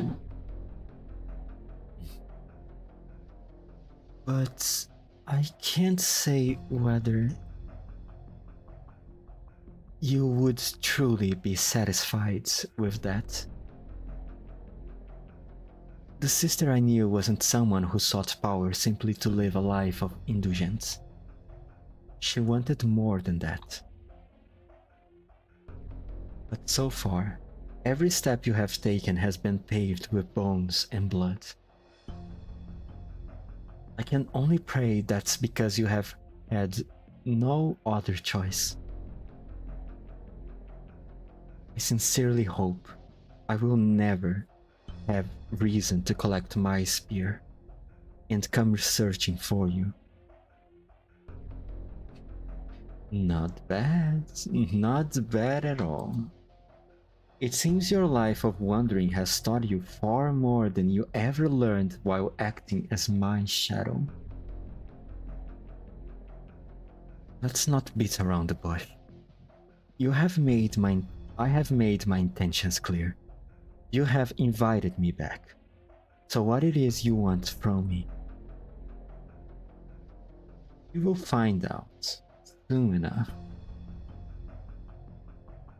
Until you do, though, why not come with me? I will show you around the Red Dragon's lair.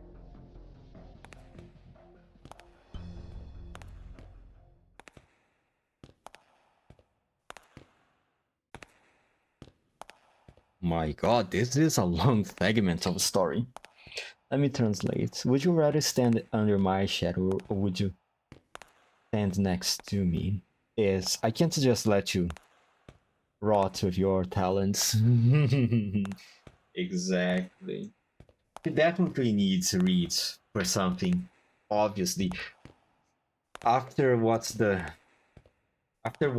old her conversation with the exiled king, she talked with him in search of another answer for whatever problem she has been dealing with right now. But she didn't find one. She does need the flames of life, which I imagine is most certainly the power that Reed possesses. And she is interested in having Reed have some form of, how should I say, be somewhat participative, participate somewhat in this government function. After Reed's interaction with the Duke in the, what's the name? The Castro. On board the Castro. She intentionally said to the Duke to don't say that Eblana was there. Eblana said to the Duke to not mention her presence there while Reed was there. She wanted Reed to step in and command the Duke.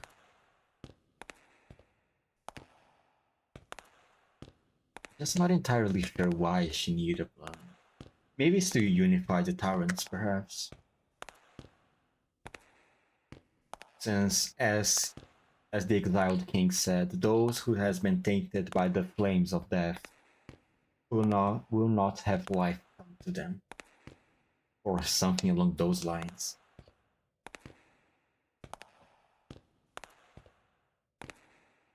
Legend has it that the Arknights deliberately shaped the plate with uneven elevations to mirror the old tyrant capital. Is she gonna pull a Luch? Maybe. Who knows? I don't. I have no idea what's going to happen. With uneven elevations to mirror the old Terran capital. Legend has it that Tara's stonemasons showcased their finest craftsmanship in every building they made, save for one. They refused to add even a single ornament to the citadel, knowing it would be inhabited by a puppet king. Oh, this is interesting. Reshape the plate with uneven elevations to mirror the old Terran capital.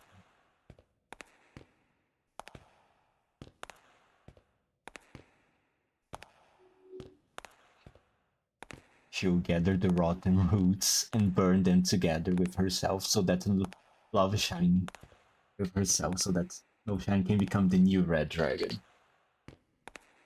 But with her heart, she will live to see her sister as the new queen. I hope you're not spoiling me, Oiko. I hope you're not spoiling me.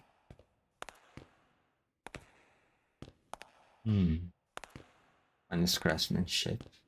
In every brain they made, they saved. They made, saved but one.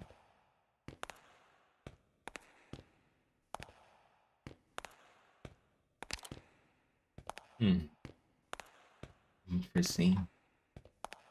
Love Shiny has heard many stories like this, but no story can tell you whether it is itself a true flame or merely its shadow cast on the wall. Why would I, bro? That's the Code Geass plot. Okay. Alright.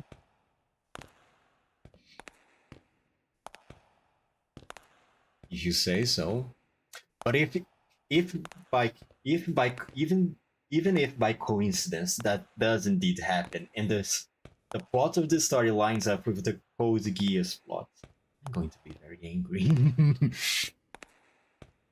And so she follows her sister up the steps and looks down at the city with her own eyes. She sees the empty pedestal in the square below. It seems to be waiting for something massive to be placed upon. She sees the winding, undulating cobblestone roads stretching from the square, and the humble stone houses, so simple, they inspire a sense of affection. They would just say, I fucking call it. I will send a drone strike to your house. That's it. That's what I'm going to do. I am going to do. But after she focuses her gaze and takes a harder look, she finally sees the thing she had sensed before. The thing that had separated her from the other residents. It is something that definitely does not belong in the city.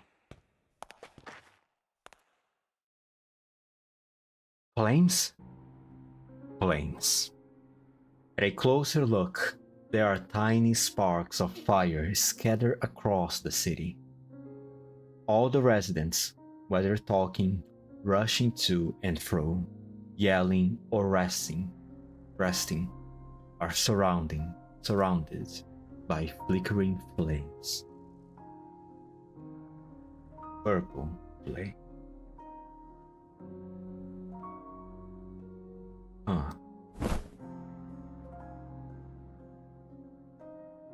What did you do to these people? You have made them into walking corpses, haven't you? You just got back from town. You met them yourself. You should know better than I do.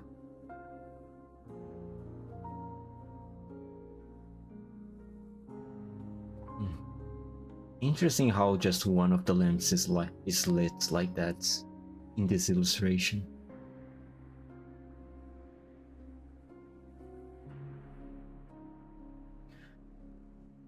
The flames will spread.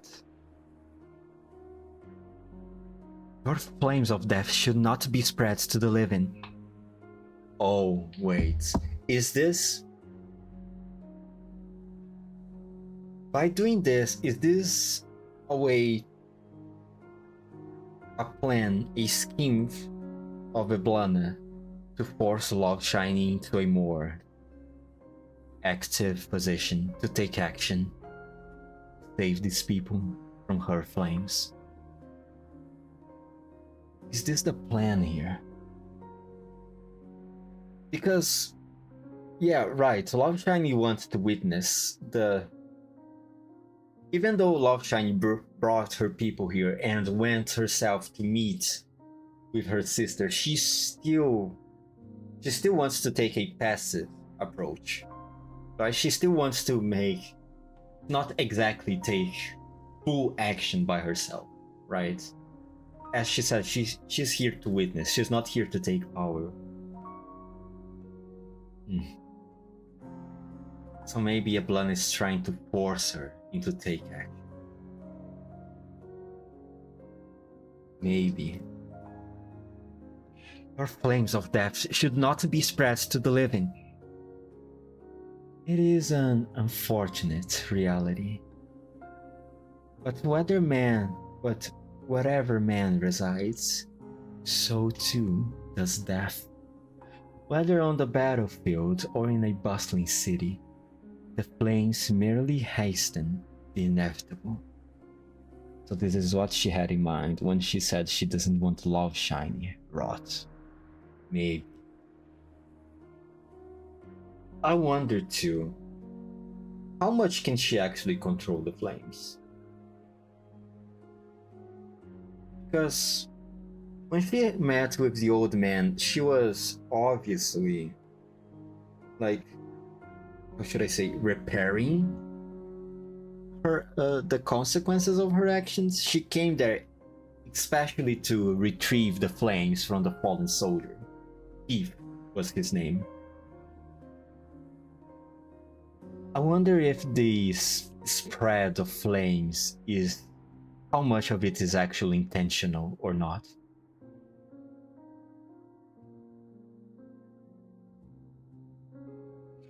But I must admit, it doesn't sit right with me either. The dead wandered the wilderness, driven by the desires they held in life. While those tainted by the flames of death can never truly start anew, life and death cannot remain entangled like this, each defiling the other. But haven't you been their chief defiler? No. Death should be mine, man. I cannot have it expanding beyond the boundaries I set.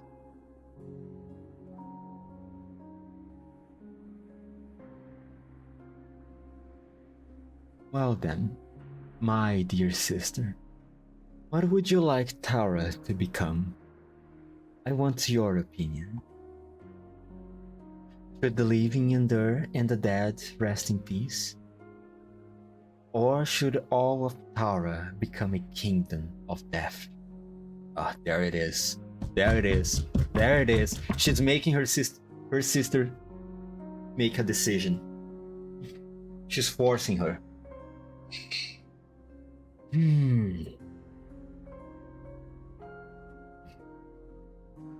Why ask a question you already know the answer to? Then, it is clear what you must do. Kill me, Love Shiny. I fucking call it. Alright, okay, alright. Alright.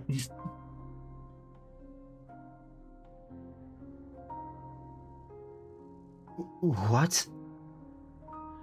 Why you been trudging through the crowds? I have been busy preparing. The moment the tip of your spear pierces my heart, heralding death's embrace, everything tainted by my deathly flames shall leave this realm along with me.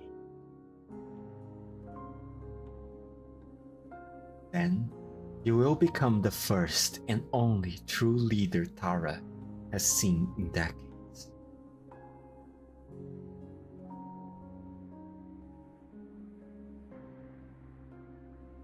Oh, the only true. Maybe that's... Oh. Oh, she was the puppet's ruler all along. Here, legend has it that Tara's stone maces showcased their finest craftsmanship in every building they made, save for one. They refused to add even single ornaments to the citadel, knowing it would be inhabited by a puppet king.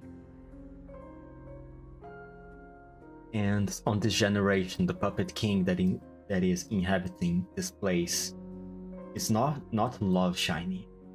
It's actually Eblana. She is the false ruler.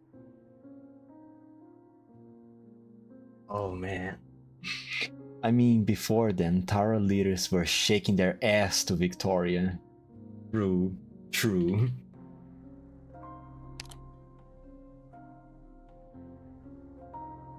Narratively, this is an interesting scenario because it essentially reverts the roles of these two characters have been playing so far.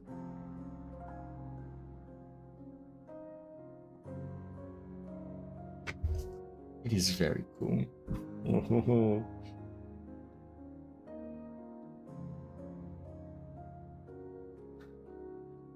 Will not be your shadow anymore. We, red dragons, will not be the monsters they claim us to be, slaughtering our own kin in madness. Sometimes, often even. これはゼロ歴なんだ。Sometimes, often even, kinslaying can be a virtuous act. What about those touched by your fire? What the fuck is this sentence? I think that's a typo. What about those touched by your fire? Can they really start new lives anew, as you promised? I have promised nothing about life, love shiny, not even for those untouched by my flames. As for the city folk, they have already been entangled by the violet flames. They will gradually become walking corpses, and eventually leave here with me. This much is certain. Oh. Huh.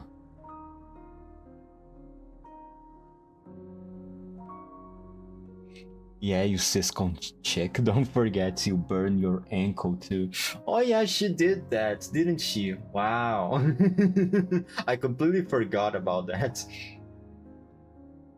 She did burn her ankle and left with her sister and started this whole doubling thing.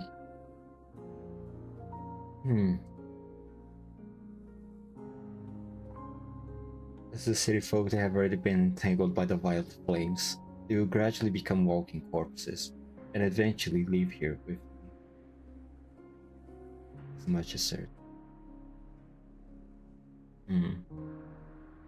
So it is an actual thing, like a...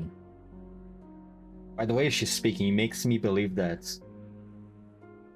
when they say they have already been... When she says they have already been entangled by the violet flames, it doesn't sound like something in the figurative sense, more like literal. It makes me believe it's something literal, like a disease or of some sorts. A zombification.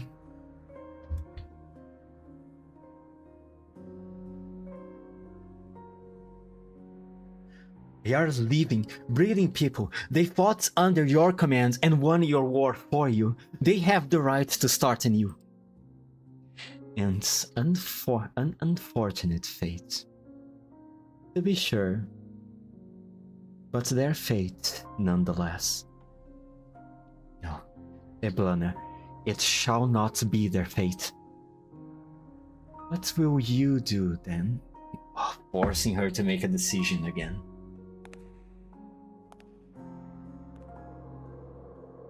Love Shiny has more to say, but Eblana has already turned around and started walking down the long corridor. Her footsteps are so soft that Love Shiny did not even realize she had left. After her sister's figure disappears completely into the darkness, Love Shiny turns her gaze back to the city. How she wishes it.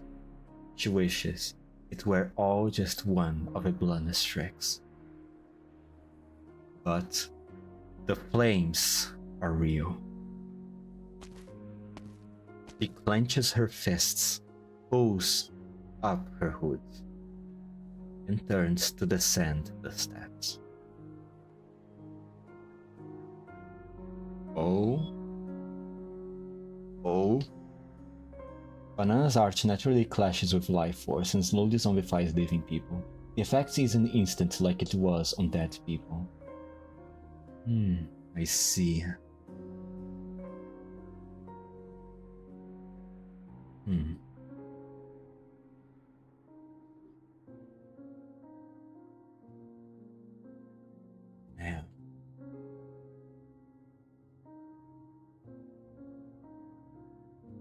So if that's the case, so literally, if Loveshine doesn't take action, these people will die. Can she?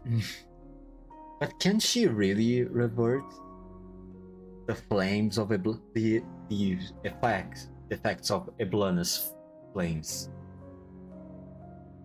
Maybe she can. I mean,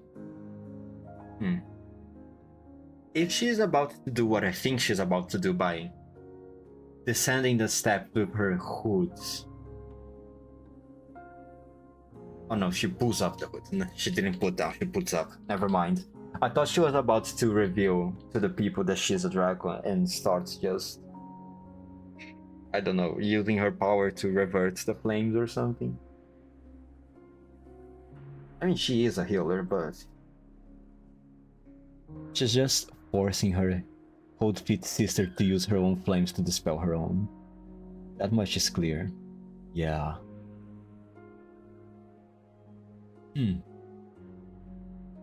Now with this whole scenario, it makes me think that maybe the talk that Lao Shiny had with the Duke inside the Castro was a sort of test to see if Love Shiny was resilient, determined enough to step up and take the necessary actions to ensure the safety of people. A test of some sorts to see if this plan right now, the forcing her sister to make a decision, would be a feasible one. So yeah, by doing so, she should reveal herself to be a Draco anyway, so you're not wrong. Maybe.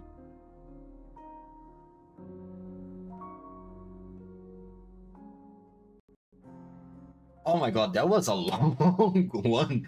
Jesus Christ.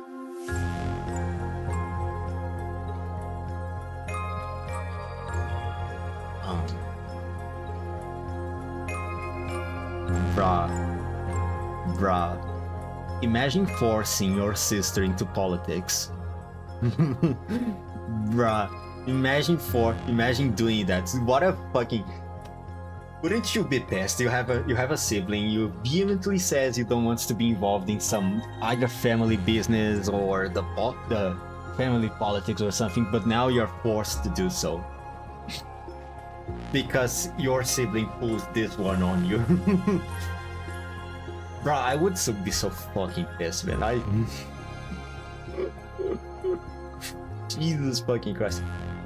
It's not only a one-time thing either. It could very well be a lifelong job of some sorts. Now that I think about it, in some ways, her story, Love Shiny's story, is somewhat similar to Venus. Both of them are determined to be rulers, both of them run away from home, and now are forced to take the road that they run off from. I see some parallels here, which is very cool, very interesting to see. Obviously, the details are very, very different from one another, but still. Ah, man, that's so cool. That's so cool. Eblanana, it's not wrong. Eblanana, but she's a hood dweller. I have had enough of your shit, Shiny.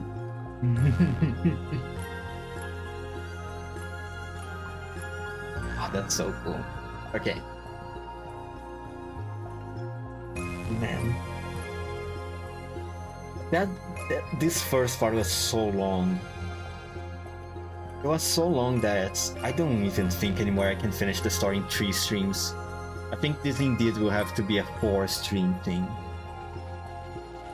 Damn it. I think there goes my reverse collapse stream that I wanted to do.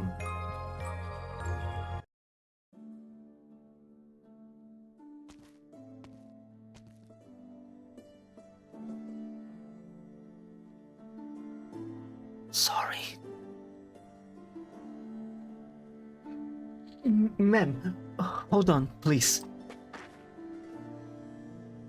And you doubted me. I wouldn't say doubt. I doubted you, but...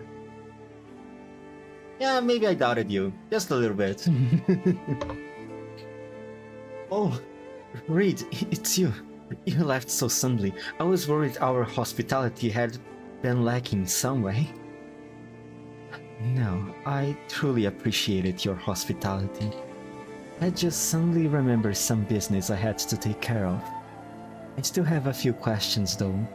Would you mind answering them for me? Ask away. Do you realize that you are engulfed in flames? Flames? Oh, you mean my blessing? Wow, you can see other people's blessings? I didn't notice until someone pointed it out to me. Wait, you're saying you know about the flames, but can't see them? How can that be? The friendly resident puts her hand on her waist. The ancient Terrans carried small flames at their waists, stabilized through Originium arts, dispel the dark mist in the marsh. After Victoria seized full control of Tara, this custom, along with all similar practices, was strictly banned.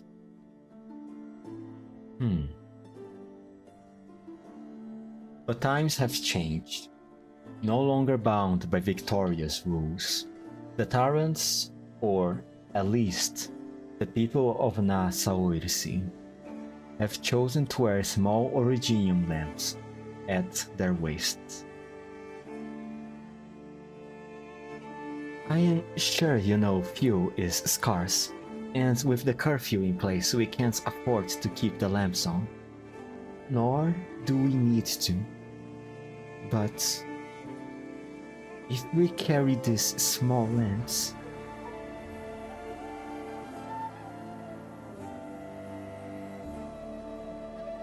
that's her fire. That's the color of her fire in the lamp.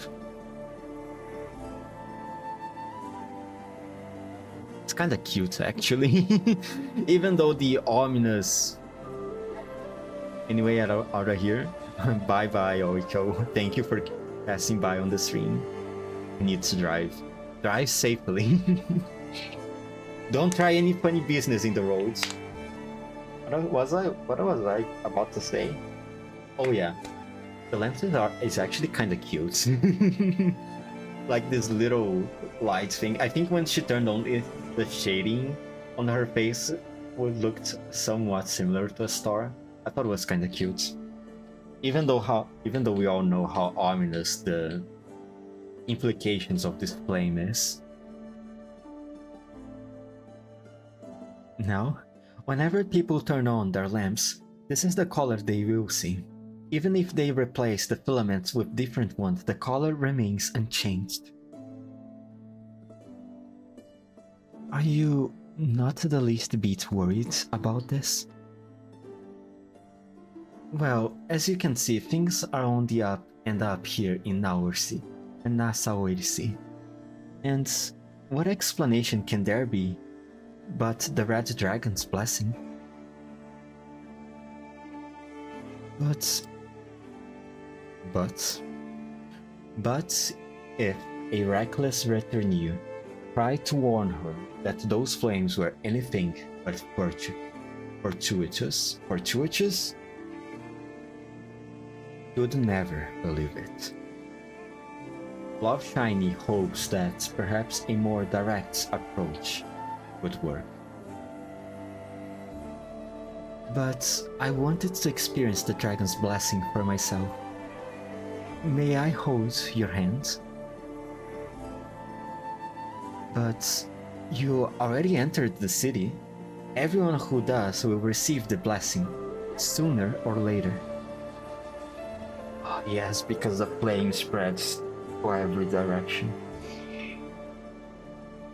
Oh man. Please, it's just a small favor. Well, I suppose it wasn't easy for you to make it all the way back to Tara. Oh, right. What do you do for a living anyway? I know some basic medicine, along with some healing arts. Nothing to brag about. Oh, so you're a doctor then? We're in need of doctors, actually. Come here, give me your hand.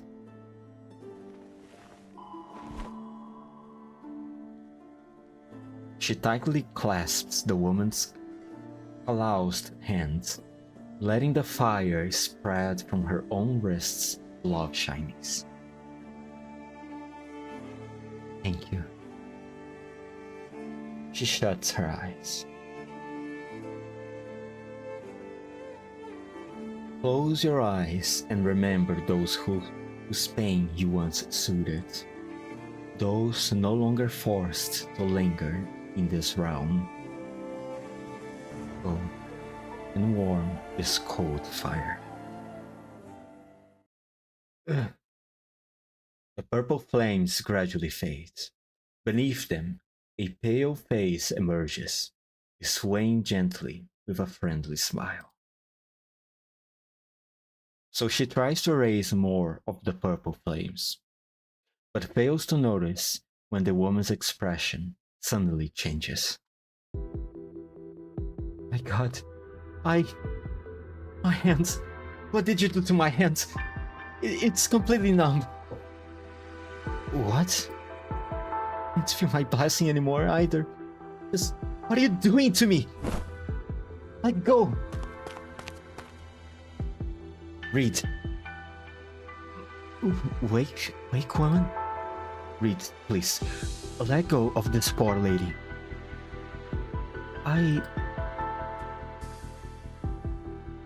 The wake woman shakes her head.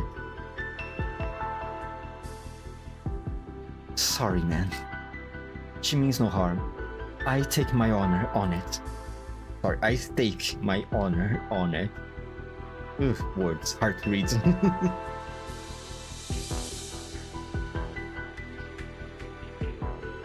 But she says she's a doctor. How could a doctor possibly... Arts-based medicine can sometimes take side effects. Look at your hands. It's perfectly fine now, isn't it? But I still can't feel anything. You will be fine. The wayward wake woman raises a hand, gently pressing her warm palm to the frightened woman's forehead. It is just a normal, casual gesture. Yet, the woman gradually calms down. Okay, I believe you. Right. I still have my hands, as well as my blessing. It's almost nightfall. You should head back home. And Reed, I have another banquet to attend, don't you? A banquet? Right, the banquet. So please, allow me to lead the way.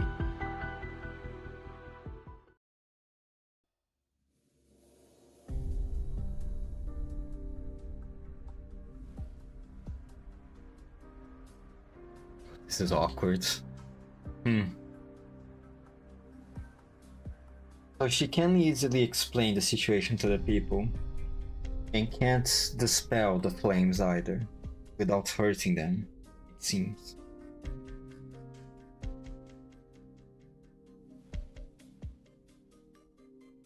If it keeps going like this, all these people are going to die eventually. One way or another. If that's really the case, then what exactly does a planet expect Love Shiny to do?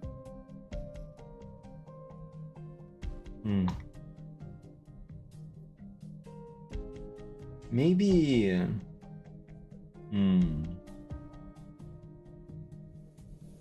Maybe there's some ritual of some sort that she needs to perform for it to be dispelled correctly. I mean, I did fought a... should I say? I did fought a dragon as a boss on this event. Maybe it has something to do with that. Who knows? Wake woman, since you have returned, does that mean Moran and the others have already settled in? That's right. They will be staying just outside the ruins. They are probably still clearing out the empty houses right about now. Thank you. Mention it. By the way, call me Nemos. I hardly do any work as a wake woman these days. Alright, Nemos. You mentioned a banquet just now. Who's hosting it? In a few days, Dublin will be hosting a celebratory banquet, and all the high-ranking nobles will be in attendance, including Her Highness Eblun. We have been very busy with all the preparations. A celebratory banquet? While the residents are making do with stewed meats and grilled fens made from only potatoes? The potato thing started out due to a food shortage, but now they are just used to it.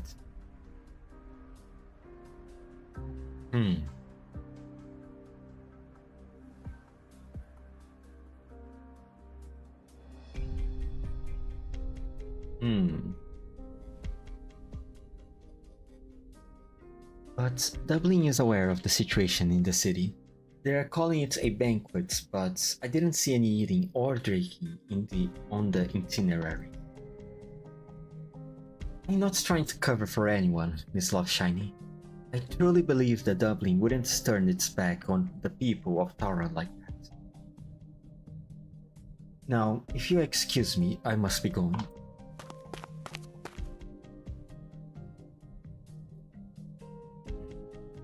He certainly left in a hurry. So, if direct removing the violet flames would only cause a panic, what if I were to do it more subtly? Subtly?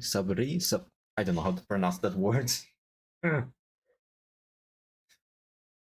launder whatever you want them. Who's there?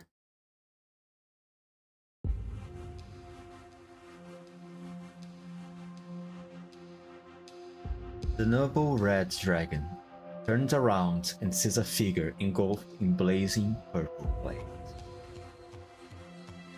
Oh, you're wandering around now, huh? No.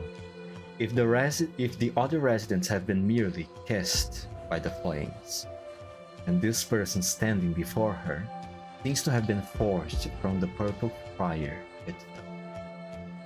Flames don't look harsh, yet they distort the very light around them. Unfortunately, what you want sounds incredibly boring. After all, Tara's flames have already been dyed that long. That's just a fact. You know about the flames? I happened to find out about them, yes. Tell me everything you know. It's extremely important. Why should I? I need to stop people from being engulfed by the purple flames. So you can replace them with your own flames? As long as the people of the city are safe, the color doesn't matter. What grandiose nonsense. It's almost nostalgic. Your excuses is so clumsy that it's laughable, Red Dragon. What is your relationship with my sister, sir? Love Shiny takes a step forward, while the figure moves backwards, preserving the distance between them. Scared of her? Interesting.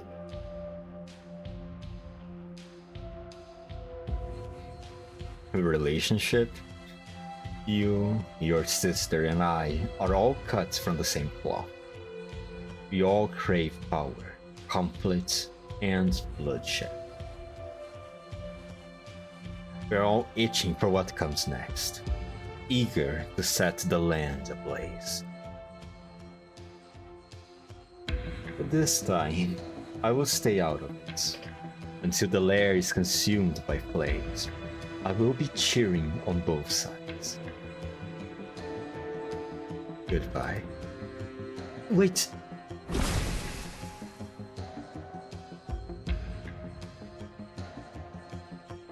The red dragon tries to weave the flames of life into a cage, but before it can take shape, the strange figure scatters in the wind.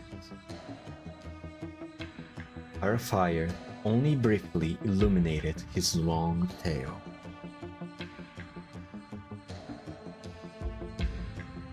Then returned to nothingness.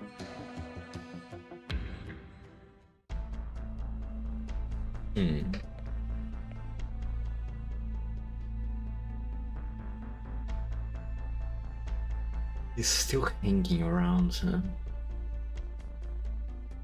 There's no way he isn't scheming with Veblana. There's just no way. They probably are onto it together, these two. Sir? It's you.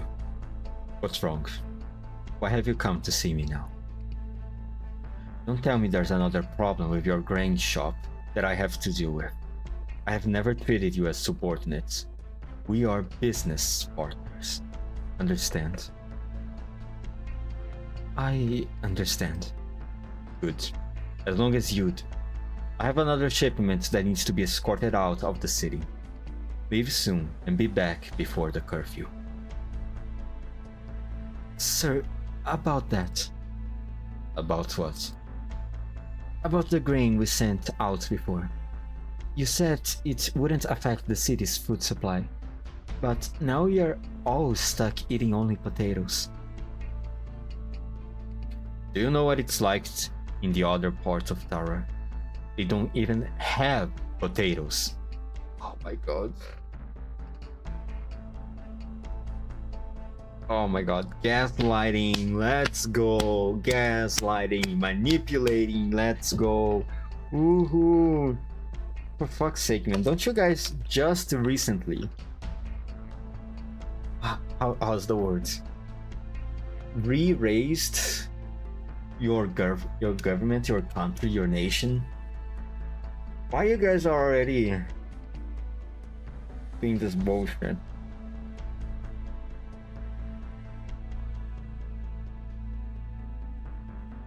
Fuck's sake, man. NASA OHC agricultural output is already top tier. You are taking urgent measures to help our country. Understand? Besides, how much did you earn from just those last 2 cards?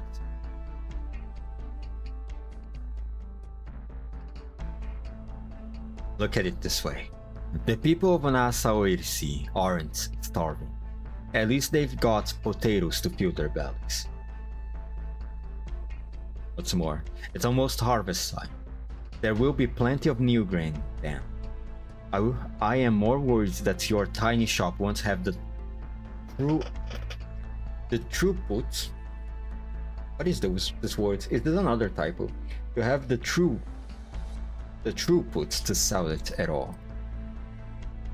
Still, I not want to force anyone to act against their conscience. If you really feel that bad about it, you can always just transfer your business license to someone else and close your shop.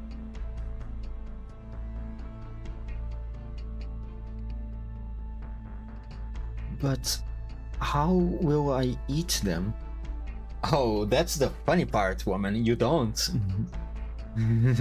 You don't. Isn't that amazing? Isn't it awesome? Be a wage slavey. I told you. You're not my subordinate. How is that my problem? Alright. Just hand over your business license by the end of the day. No, don't. Okay, I'll do it.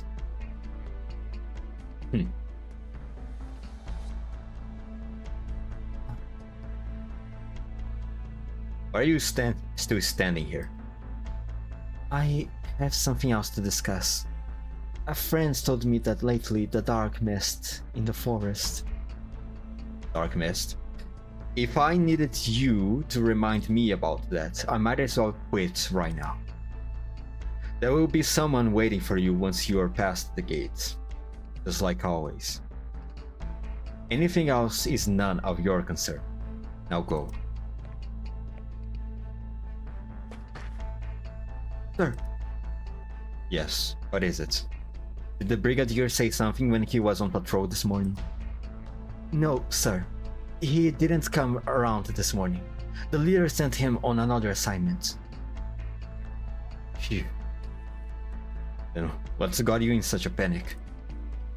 It's officially harvest season for the agricultural plate to the south. Isn't that a good thing? Yes, but all the skilled agricultural workers have left the city. Just follow the handbook. Do exactly as it says. Got it? Yes, sir. By the way, what's the estimated yield for the entire plate? Report it to me and I will consolidate the numbers later. We are not exactly familiar with this sort of work either. You're useless. Can't you at least tell when the crops are ready for harvest? They are definitely ripe, or we wouldn't have harvested them in the first place. Then isn't it just a business as usual? Reporting normal yields based on previous years. Now get going.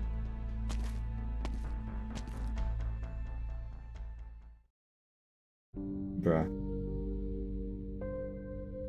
Steal food. Doesn't know how to cultivate it. Doesn't know how to do numbers for it. They're doomed to fail. They're doomed to fail. They're going to have a great famine if this keeps going. Like, if they don't know how to treat the soil, it's just a matter of time before the potato fields run out of nutrients to make the potatoes grow. They don't know. Because there's no way they know how to do how to cycle the plantation. How to do cycled agriculture. To not completely expand the nutrients of the soil. Hello, I am Bridget, the Nomad. What do you want? I have delivered all my letters in Nasa Odyssey, so I would like to go to the highest point in the city and let the winds carry my message to my brothers and sisters. Then I will be on my way. Ah, now I remember. It's you? You have been here so many times and we have never let you up there even once. Haven't you learned your lesson yet? Even the Victorians led me up to the top of the citadel when they were in charge. Ooh! Oh, I don't think that's the correct answer, Bridget. I don't think they are going to enjoy that. Do I look like a Victorian to you? No. You are a Terran. Then you shouldn't know that. Since we are all Terrans, there's no need to indulge those outdated customs of yours anymore. All that nomad Wakeman nonsense. It's all stupid superstition.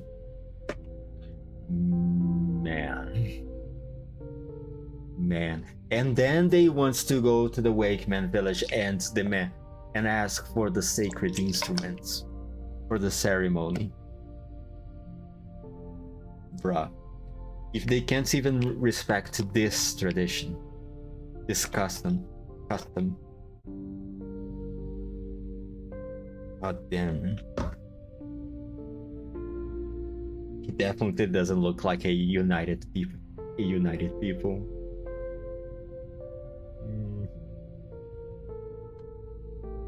Now get moving. If you don't, I might just have you arrested. Fine, I'm going. No need to make a fuss.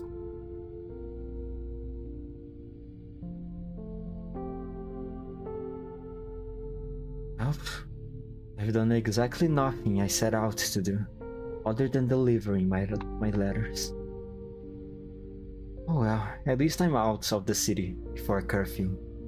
Now, to just pass through the dark woods, and I will be back in the open plains. I think this is another typo, sadly. I just hope the mist will let me through. But it's never stopped the nomads before, so why am I worrying about it? The nomad kicks a pile of fallen leaves by the roadside. The rustling sound echoes through the vast, empty forest ahead. To her surprise, the sound doesn't fade away. It echoes back in a repeating loop. Oh no, this is not good. Echo in the woods. Bridget suddenly crouches down, trying to cover the scattered leaves before her, where the sound is coming from. Sorry, I shouldn't have kicked you. The sound continues. Huh? Oh, it doesn't stop. Instead, it grows louder and louder, echoing until it becomes an unbearable, deafening cacophony. At the same time, the dark mist creeps up from her feet, covering her eyes and ears.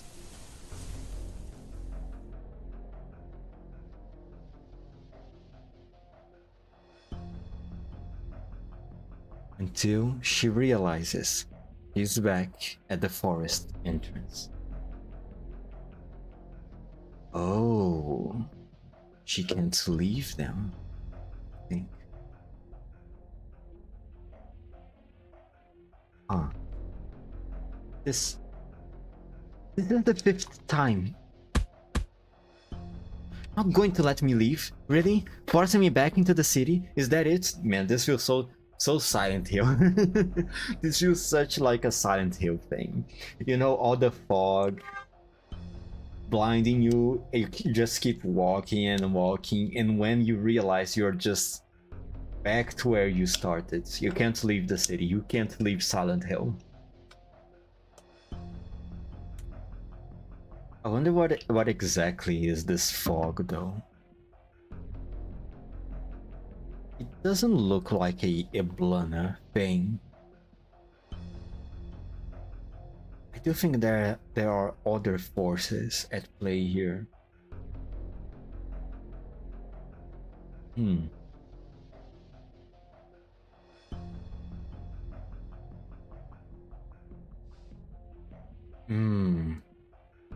It could be a natural occurrence of this region, or maybe even something of related to the exiled king.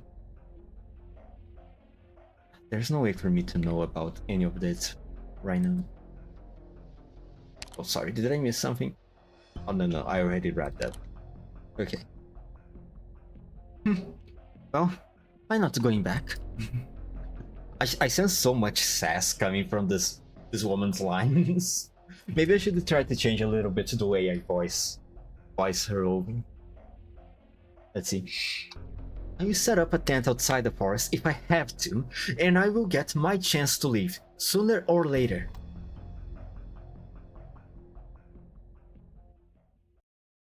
Oh man, that was incredibly short compared to the previous one. And here was I wanted to finish this stream at EA3. But because these two here were so long, I think it's not going to be possible. What hour is it right now? Almost 6 PM. Yep, not possible. I'm going to end here. Yeah, I think this is not going to be a 3-stream thing anymore. This will have to be a 4-stream thing. God damn it, man. Well, on the bright side, it gives me the freedom to take in the story more slowly, appreciate it more, so to speak.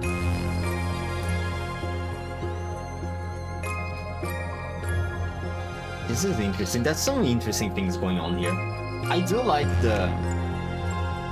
what should I say? It gives me the vibe of a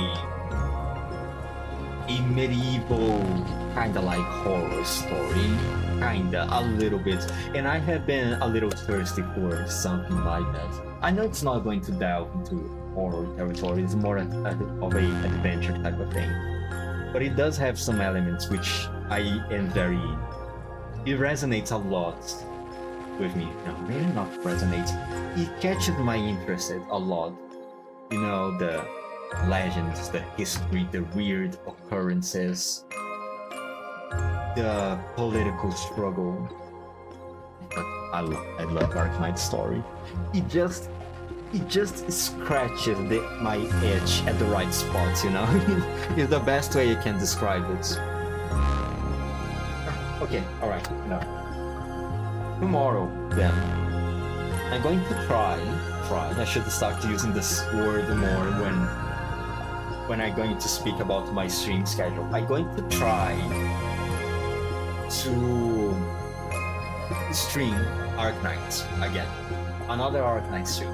And once again, I'm going to aim for a 3-hour duration stream. Then maybe the next weekend I can start doing the GFL1 story, Convolutional Kernel.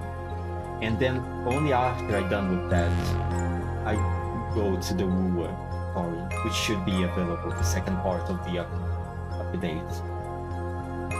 I want to do GFL1 story before the Wooer one on the next weekend, just so I can farm a little bit better. You know, it's not so much on the clock for me to get to the materials. Okay, enough. Alright, so yeah. Tomorrow gonna try to stream Arknights again. I'm going to aim for a 3-hour stream again tomorrow. I have no hour to when I'm going to start that stream. As always, it's just going to be a... If someone catches it when I'm live, they are lucky. Alright, that's it. 5, 4, 3, 2, 1. Bye. I think this is going to be a cool story.